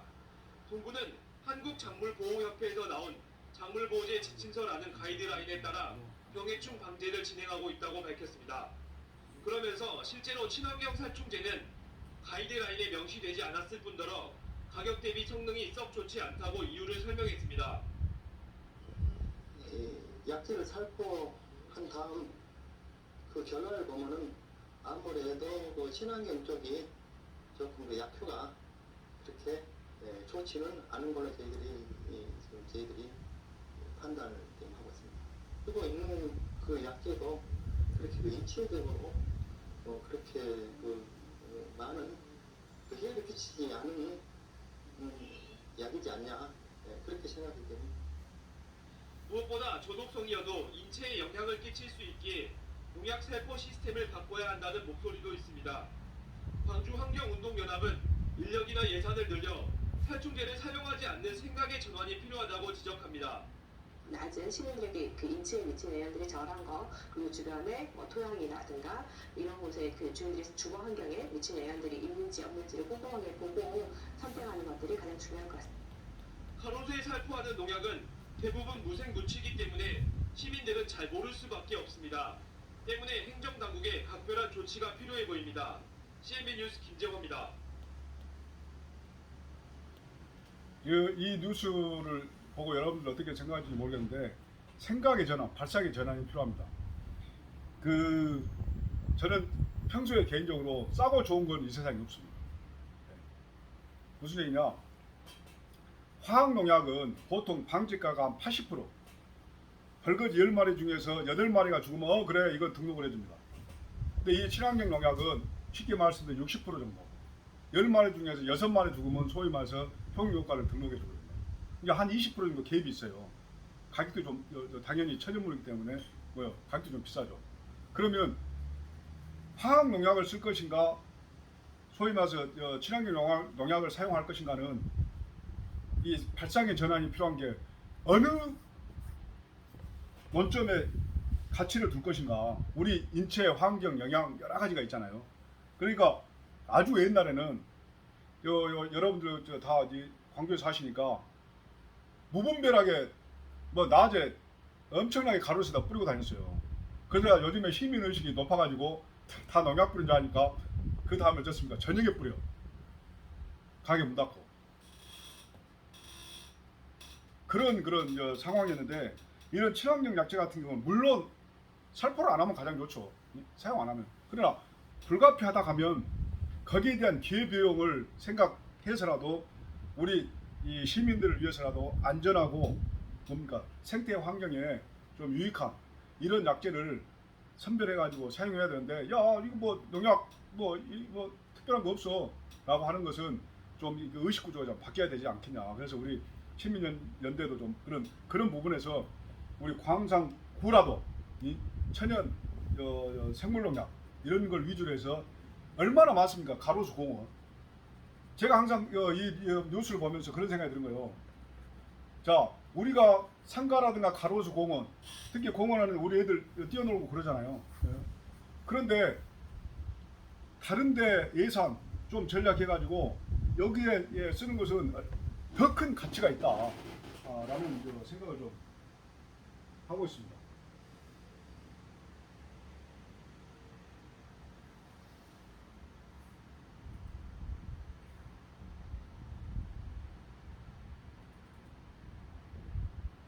이거 영상을 한번 또 보여드리고. 검붉은 메뚜기 떼가 도로를 완전히 덮었습니다. 벼는 채 익기 도전에 잎이 뜯겨 나갔습니다.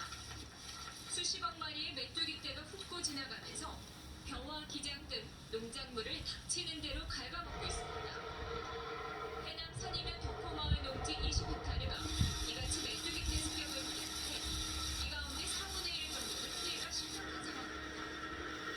이틀에 걸쳐 방제 작업을 했지만 친환경 농지에 화학약품을 쓸 수 없는 데다 메뚜기 떼 이동 속도가 빨라 제대로 방제 효과를 내지 못하고 있습니다. 화학농약으로 방제한 지역은 방제 효과가 굉장히 높고 친환경 자재를 이용해서 방제하는 지역은 지금 효과가 좀 떨어지지만 2차, 3차 계속 방제를 할 계획입니다. 해남군은 50%가량 방제가 완료됐다고 밝혔습니다. 하지만 메뚜기 수가 워낙 많은 데다 이동하면서 계속 번식을 해 수확기를 앞둔 농가 피해는 더 커질 것으로 우려됩니다. YTN 김지연입니다. 여러분들 저 영상 보시면 아시겠지만 제가 한 10분만 마무리하도록 하겠습니다. 시간 납니다. 저기는 친환경만 10년간 한답니다. 근데 저기다 화학농약 치면 바로 죽어요. 화학농약 치면 10년간 돌아오면 답이. 그래서 결국은 뭐냐면 관계 공무원 인터뷰도 있지만 농약을 치면 바로 효과가 있지만 친환경 농약을 농약은 한 번 칠 거, 친환경 농약을 2번 치는 거예요. 그렇게 해서라도 친환경 농산물, 친환경 단지를 살려내는 그런 사례 중에 하나고, 그 대표적으로 저희 회사 제품 중에 싸그리, 멸충대장 골드 이런 제품을 사용해 가지고 저희가 전남의 친환경 농업을 살렸고 대한민국의 친환경 농업을 살렸다. 제게 스토리가 있어요. 2014년 8월 달에 제가 했거든요. 2014년 6월 달에 이낙연 후보가 전남 도지사가 됐습니다. 이제 2014년 6월 달에 되고 8월 말에 저런 사건이 일어났어요. 그러니까 얼마나 취임 초기에 긴장을 많이 했겠습니까? 저게 만약에 방지가 안 됐다 하면 대한민국 친환경 농업은 이제 쉽게 말해 사라지는 거죠. 근데 그것을 저희가 개발한 제품으로 방지를 해가지고 어찌됐든 간에 그걸 통해서 잠깐 우리 대표님 얘기했지만 제가 어떤 인지도가 있고 출마를 하게 되고 그런 이 스토리가 있습니다. 그래서 세상에 우연은 없다 라는 말씀을 드리고,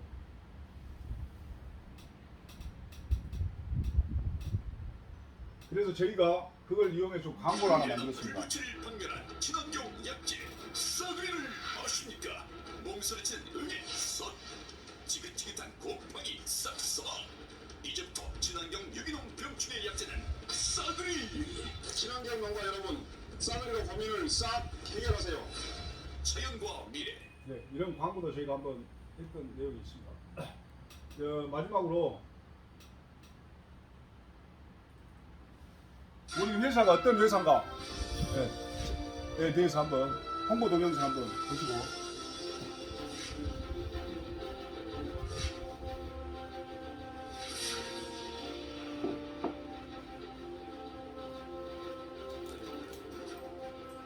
사람들에겐 안전한 먹을거리를, 농민에겐 농업의 가능성과 희망을, 이 땅과 후손에겐 밝은 미래를 전하기 위해 친환경 유기농업자재 생산의 선도 기업인 자연과 미래가 있습니다. 은행나무는 벌레를 먹지 않습니다. 은행잎에 벌레가 싫어하는 성분이 있기 때문입니다. 우리는 이러한 자연이 주는 살충 살균 성분에 주목했습니다. 천연식물 추출물과 토착 미생물, 유용 미생물 등 생명 바이오 기술을 이용한 친환경 유기농 생물 재료 등 40여 종의 병충해 제품을 개발 생산하고 있습니다. 친환경 유기농업 자재는 살충, 병해 방제에 약하다는 편견과 고정관념, 자연과 미래가 깼습니다. 2014년 대남에 출현한 풀무칠 때 농작물을 당신대로 갉아먹으며 농가의 근심을 넘어 식량 위협까지 느끼게 했습니다. 타 제품들이 투입됐으나 풀무치대를 없애기에는 역부족이었던 상황. 그러나 자연과 미래 제품인 싸그리와 멸충대장 골드의 투입으로 친환경 방제에 성공했습니다. 저희 자연과 미래는 현재에 안주하지 않고 보다 높은 기술력을 향해 늘 도전하고 있습니다. 동종업계 경력 25년의 노하우와 10년 이상의 경영 노하우에 체계적이고 발전된 기술력 구축을 위해 2011년도에 기업부설 생물자원연구소 설립, 연구와 개발에 힘쓰고 있습니다. 또한 생산에서 유통까지 모두 깨끗한 환경에서 원스톱으로 이루어져 신뢰감을 구축하고 있습니다. 신뢰와 기술력을 기반으로 한 자연과 미래의 제품들, 친환경 무농약, 유기농업자재 제품과 천연물질을 이용한 살충제, 살균제 제품들을 생산하고 있습니다. 또한 농작물이 튼튼하고 잘 자라게 도와주는 액상 비료용 기능성 식물 영양제도 있습니다.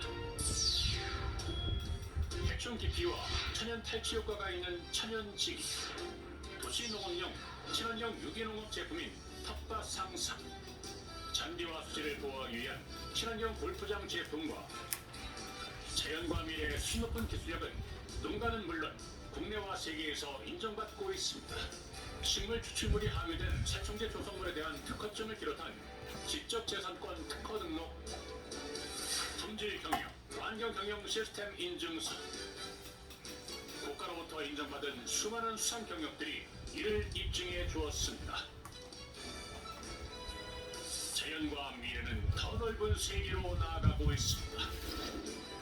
파키스탄 등 여러 국가에 수출하여 그 기술력을 인정받고 있으며 해외 시장 확대를 위하여 노력하고 있습니다. 친환경 농업은 생명 산업이자 미래 산업입니다. 우리 자연과 미래가 친환경 산업의 중심이 되겠습니다. 자연과 미래는 여기에 안주하지 않고 세계 속의 친환경 유기농업자재 선도 기업으로 인류에게 안전한 먹거리, 농업의 미래 지속 가능성을 이어나가는 데 노력하고자 합니다. 자연의 건강을 주고 농업의 미래를 주는 자연과 미래.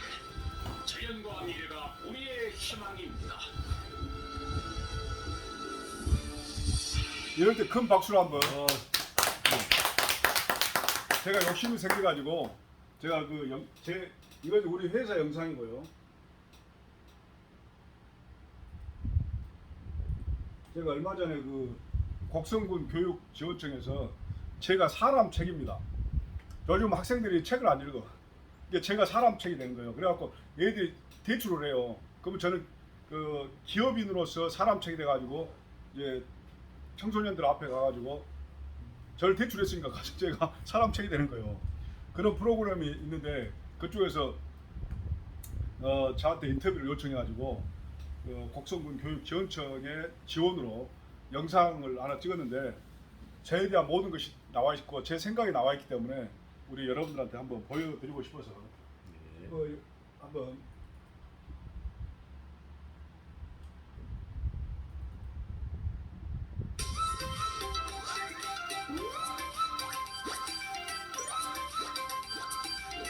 방금은 저희 회사에 대해서 이건 순전히 제 개인적인 생각과 여러 가지 마음가짐을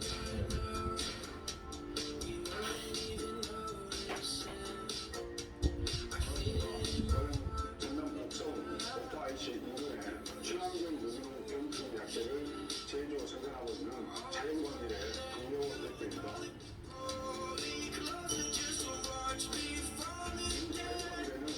농약이 아닌 천연 생물 추출물을 이용해서 친환경 살충제, 살균제 그리고 기능성 식물 영양제를 만드는 친환경 유기농 자재를 제조 생산하는 그런 회사가 되겠습니다. 저희 자연과 미래 기업건설 연구소, 생물자원 연구소가 있습니다. 거기에서 제품을 생산하는 데 있어서 기본적으로 품질 관리라든가 연구 개발을 전문적으로 하고 있고 연구 개발된 제품을 자연과 미래 제2 공장에서 제품을 생산하고 있습니다.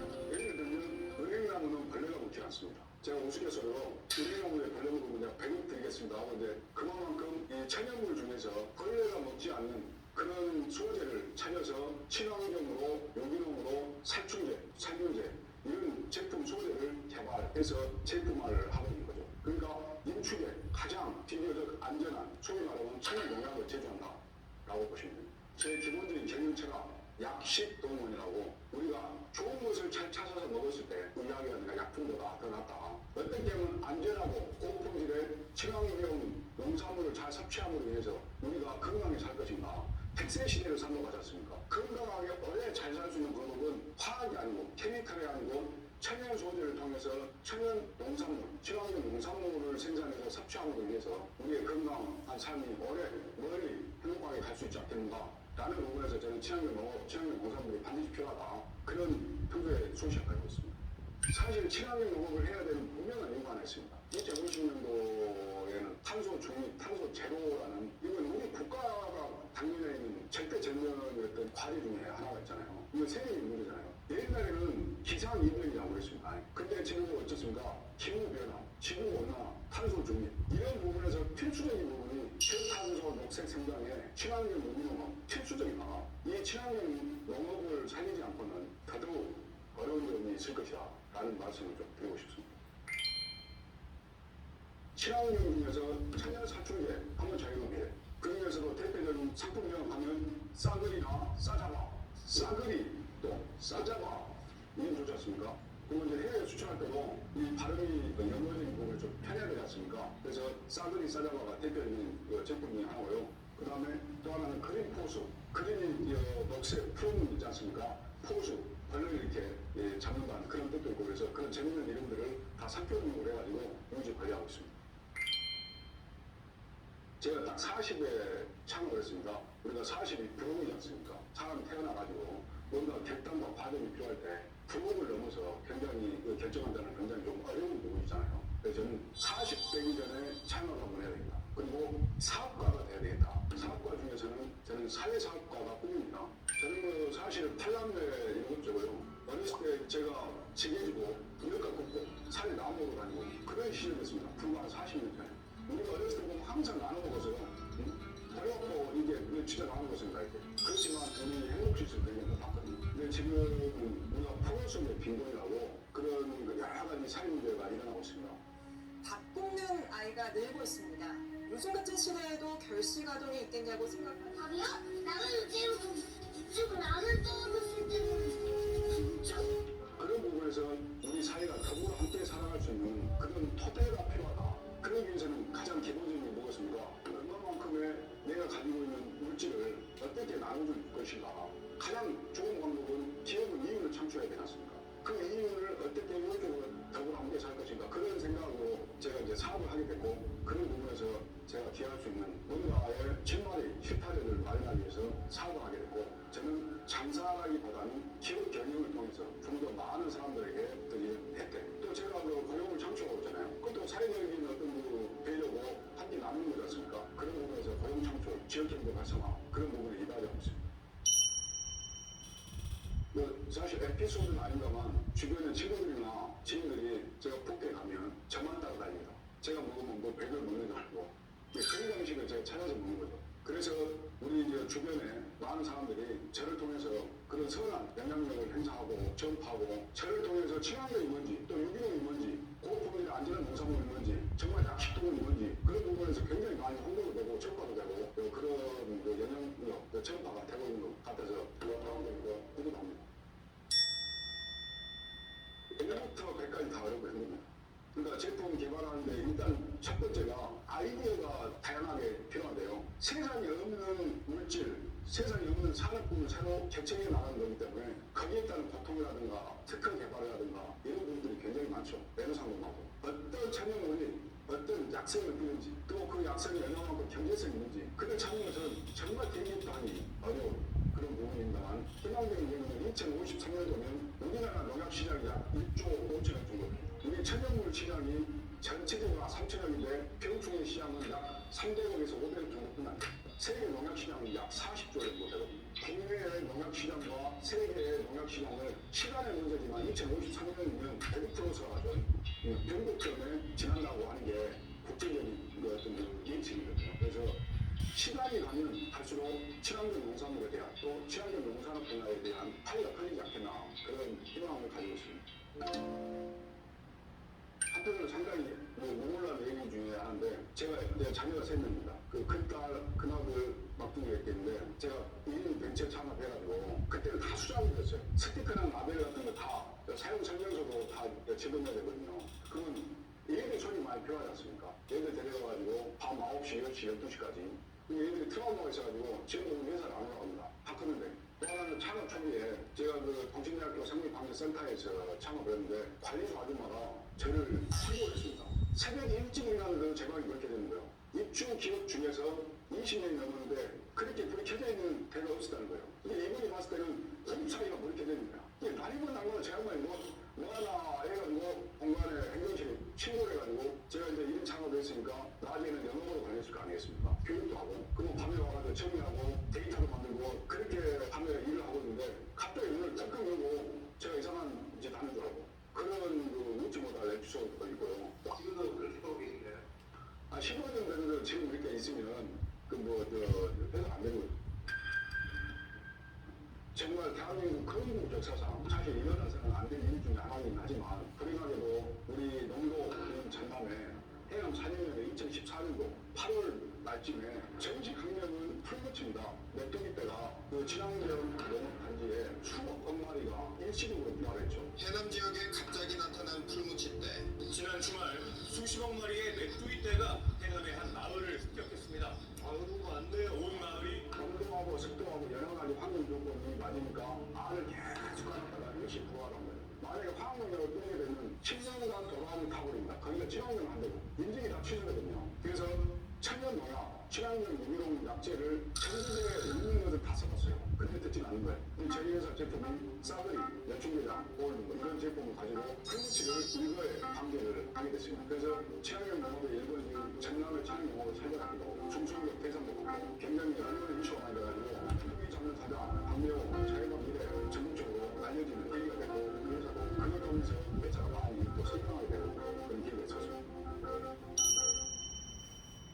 우리 자연과 미래 목표는 대한민국 친환경 농산업분야의 대표 벤처 기업으로서 코스닥 같은데 상장을 해서 우리 자연과 미래 좀 알리고 싶습니다. 또 제 개인적인 제 목표가 가면 선한 영향력을 통해서 어렵고 힘든 우리 사회적 약자들 도움을 받고 싶어하는 그런 분들에게 제품 나눔을 좀 하고 싶은 게 제 꿈이라고 생각합니다. 저는 행복이란 참 좋은 말이죠. 저는 그 행복이란 말 단어에 앞서서 제 아버지께서 돌아가신 아버지께서 항상 어떤 말씀 주셨냐면 사람은 서 있으면 앉고 싶고 앉아 있으면 눕고 싶고 누워 있으면 자고 싶은 게 인간의 본성이다. 그래서 그 게으름에 대해서 굉장히 축을 많이 해주셨어요. 그래서 성실 근면하게 살아야 된다. 행복이란 저는 감사한 마음이다. 주어진 일에 감사해야 된다. 지금 저는 이 순간에도 감사해야 되고 우리 직원들이 있음으로 해서 감사해야 되고 우리 대한민국이 있음으로 해서 감사해야 되고 우리 친환경 농업이 있음으로 해서 감사하고 이 감사하는 마음을 가질 때만이 나에게 진정한 행복이 돌아오지 않을까 그런 생각을 하고 있습니다. 네, 잘 보셨습니까? 광산 시민연대 오니까 자꾸 욕심이 생기네. 네, 좋으신 분들 있으니까.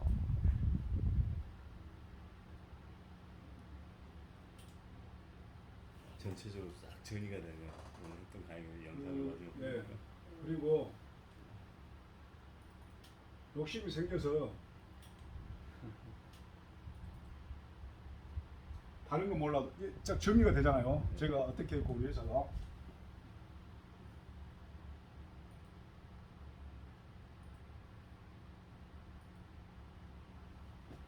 이제 우리 회사에 대해서 어떤 생각인지 정리가 됐고 제가 어떤 사람이고 어떤 생각을 가지고 있는지도 정리가 됐잖아요. 그래서 제 과거가 어떠했는지 다 연배가 있으시니까 좀 약간 그 창피하다고는 그럴 수 없지만 제가 어렸을 때 가난해서 막 깎아머리 했던 거 한번 보여드리도록 하겠습니다. 근데 우리 아버지 시대를 하는 거라. 이게 우리 시대가 아니라 우리 아버지 아니 세대. 우리 애들이 보면 아버지 뭐 옛날 뭐 구한말 시대 조선 시대 얘기를 하냐고 그러는데 아무튼 저도 마찬가지지만 이 중소벤처기업을 운영하고 있기 때문에 모든 사람이 마찬가지겠지만 인스파이트 그럼에도 불구하고 우리 직원들도 그렇고 세상에 살아보면 항상 핑계거리가 너무 많아요. 그리고 대표님 누구 일 시켜봐 항상 그래서 안 돼 저래서 안 돼. 그럼에도 불구하고 그게 우리의 삶의 어떤 기본 신념이어야 되지 않을까라는 생각에서 이렇게 저희 회사 직원들의 인재상에 대해서 말씀드렸는데 방금 영상을 이렇게 꿈길 사람길 기업인에서 사람책을 통해서 방금 영상을 보셨고 우리 자연과 미래의 자세는 자 좀 강하지만 악착같이 될 때까지 끝까지 즉시한다 반드시 한다 이것을 자연과 미래인의 자세를 광산 시민연대 회원들로 보시면 봐보세요. 광산 시민연대의 자세 어떤 일이든지 악착같이 사회 문제에 대해서 끝까지 될 때까지 즉시 반드시 한다 이런 마음으로 하면 세상이 변하지 않을까. 해병대요, 해병. 네, 참고로 저는 육군 11사단입니다만 그렇습니다. 그리고 저희 어머니, 저희 아버지 유일하게 이제 생존에 계셨을 때 건강한 모습인데 교통사고 나가셔가지고 이제 돌아가셨는데 현재 저희 어머니는 제 어렸을 때 이 모습입니다. 전통적으로 그 박정희 대통령 시절에 이 초가집에다가 그냥 기와에 엮는 거예요. 그리고 쌀인문인데 그냥 그 벽돌을 엮은 거고 그러니까 막 집이 막 문지방이 안 맞는 거예요. 초가집에다가 갑자기 기와를 연져버리니까 이런 데서 살았습니다. 그 이 동네 이쪽이 벌판이었고 저희 여동생 저희 바로 위에 누나 전데요. 제가 이렇게 머리를 스포츠를 좀 했잖아요. 제가 약간 그런 그 마음속에 뭐냐 아버지가 일본 직영을 갔다 오셨는데 일본에서 가이하고 뭡니까 이게 이발 기계를 가져오셨어. 이게 죄송합니다만 이럴 때 말하는 일본 놈들 대단한 게 가이가 최근 몇 년까지 있었어요. 그렇게 일본에서 그런 그 기계를 잘 만드는 거예요. 그러니까 어렸을 때 아버지가 항상 바리깡으로 이 머리를 제일 삭발을 해요. 이발비 아끼려고. 다 커갖고도 중학교 때도 저 머리를 이렇게 빡빡 깎고 다녔다니까요. 그러면 고등학교를 이제 제가 이제 오면은 아버지 품에서 이제 떠나잖아요. 그러면 제 이발을 이제 돈 주고 했기 때문에 그래서 거기에 마음에 이 응어리가 있어가지고 지금까지도 스포츠를 하고 다닙니다. 보시면 항상 요 애들은 그래도 좀 약간 이발소산 머리예요. 얘는 장발에 있고 근데 저는 항상 이 빡빡머리. 저 우리 여동생이고요. 그래도 우리 여동생은 좀 뭐냐 좀 그 뭡니까 옷도 새로 사주고 그러는데 저희들은 바로 이 형들 쉽게 말 얻어다 옷을 입잖아요. 옷도 제대로 안 맞고.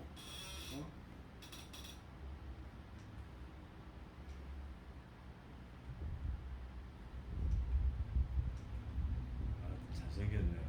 제 중학교 3학년 때도 이렇게 빡빡머리 얼마나 좀 그랬겠습니까?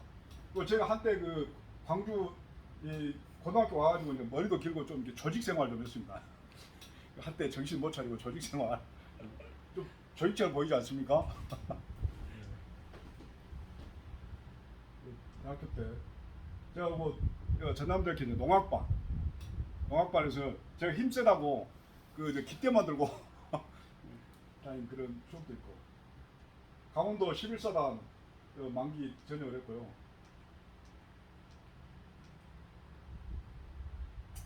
그 항상 감사한 마음을 가져요.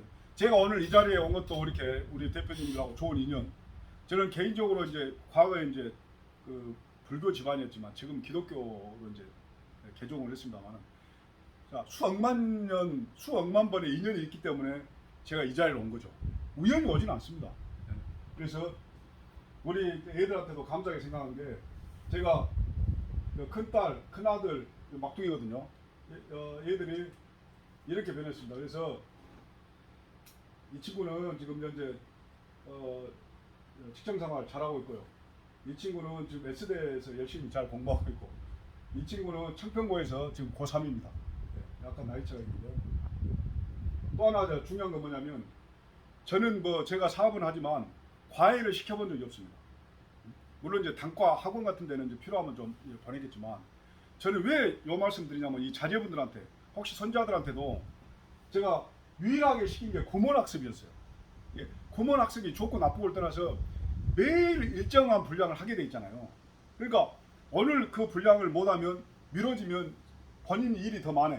그러니까 우리 막둥이 연합이 KTX 열차 안에서도 구몬학습을 하는 거예요.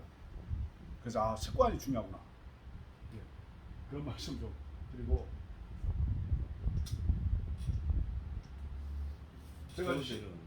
제가 그건 뭐 넘어가도록 하겠습니다. 또 한마디 말씀드리고 싶은 게 이제 광산 시민연대니까 저는 이런 부분을 꼭 말씀드리고 싶어요. 저도 항상 거기에 대해서 뭐냐면 반성하고 항상 마음에 뭐라 합니까 심신을 달려야 되는데, 한국 사람 특성이 다는 아니지만 제가 살아온 과정에서 56년간 살아와 보니까 배고픈 건 참아도 배 아픈 걸 못 참는 사람들이 너무 많아요. 그래서 우리 광산 시민연대 회원 여러분들은 그러지 않겠지만 우리 대한민국의 국민성이 약간 그런 부분이 있어요. 제가 이렇게 시골에서 일하고 있으니까 진짜 이 싫어합니다. 우리 대표님 같은 분이 이제 아름아름 해가지고 자연감미래 박사장이 망해가지고 회사 앞에서 망해가지고 그 얘들하고 농사 짓고 있더라고. 진짜로 그랬는가 하고 진짜로 나한테 조심스럽게 전화 오신 분이 있어요. 아무튼 우리 한국 사람들은 남들이 좀 부족해도 자꾸 격려해주고 박수 쳐주고 잘한다 해야 되는데 배고픈 건 참아도 배 아픈 걸 못 참아. 근데 아마 여기 보시니까 광산 시민연대 회원 여러분들은 한 번도 그런 분이 없더라. 딱 눈을 보니까 그러네요. 그래서 우리가 좀 더 그런 부분에서 좀 반성할 필요가 있다. 그래서 저도 항상 좋은 말, 항상 긍정적인 말, 그리고 남들이 잘했을 때 항상 격려해주는 그런 부분이 좀 필요하지 않겠나. 집에 농장이십니까 저기? 우리 공장 앞이고 여기는 이제 제가 농장에 매실 농장에 보금사 활동 갔는데 제가 지게질도 잘하고요. 여러분들 말이 좀 길어지네. 제 손가락 보면 여기가 좀 이렇게 뻗었죠. 여기 보면. 네. 제가 왼손잡인데 우리 아버지가 가난해가지고 자꾸 우리 아버지 얘기를 하네. 왼손잡이 낫을 안 사주시는 거예요. 그리고 풀 망태에다가 풀을 한 망태 비어야 놀게 해줘요. 그러니까 낫을 뭐냐면 그 오른손 낫을 왼손으로 잡으면 낫이 이렇게 들리잖아요. 이렇게 들려. 그러니까 이게 낫질을 하게 되면 어떻습니까? 이제 뿌리가 올라오잖아요. 이게 뿌리를 갖다가 어떻습니까? 요 내리치다가 이 손이 이렇게 저도 요 장애인입니다 지금. 그리고 여기 보시면 수검장 있어요. 까맣게. 낫질하다가 옛날에는 가난하니까 어쩌습니까? 병원이 어디가 있습니까? 응? 할머니가 그냥 수검장 하고 수검장이 수십 년 됐는데도 지금도 이렇게 그렇게 살아왔어요. 그러 요즘 젊은이들이 뭔 말 안 하는데 너무 인내심이라는 게 너무 끈기가 없어요. 좀 뭔가 악착 같은 부분도 있고 좀 해야 되는데 세상은 너무 편해졌어요. 그죠? 근데 우리 인간의 그 인내심이라든가 끈기 이런 부분이 많이 없습니다. 그래서 내가 우리 애들 항상 직접 일도 좀 시키고 제가 경무도 잘 몰고 그렇습니다. 봉사활동 가서 하는 얘기고.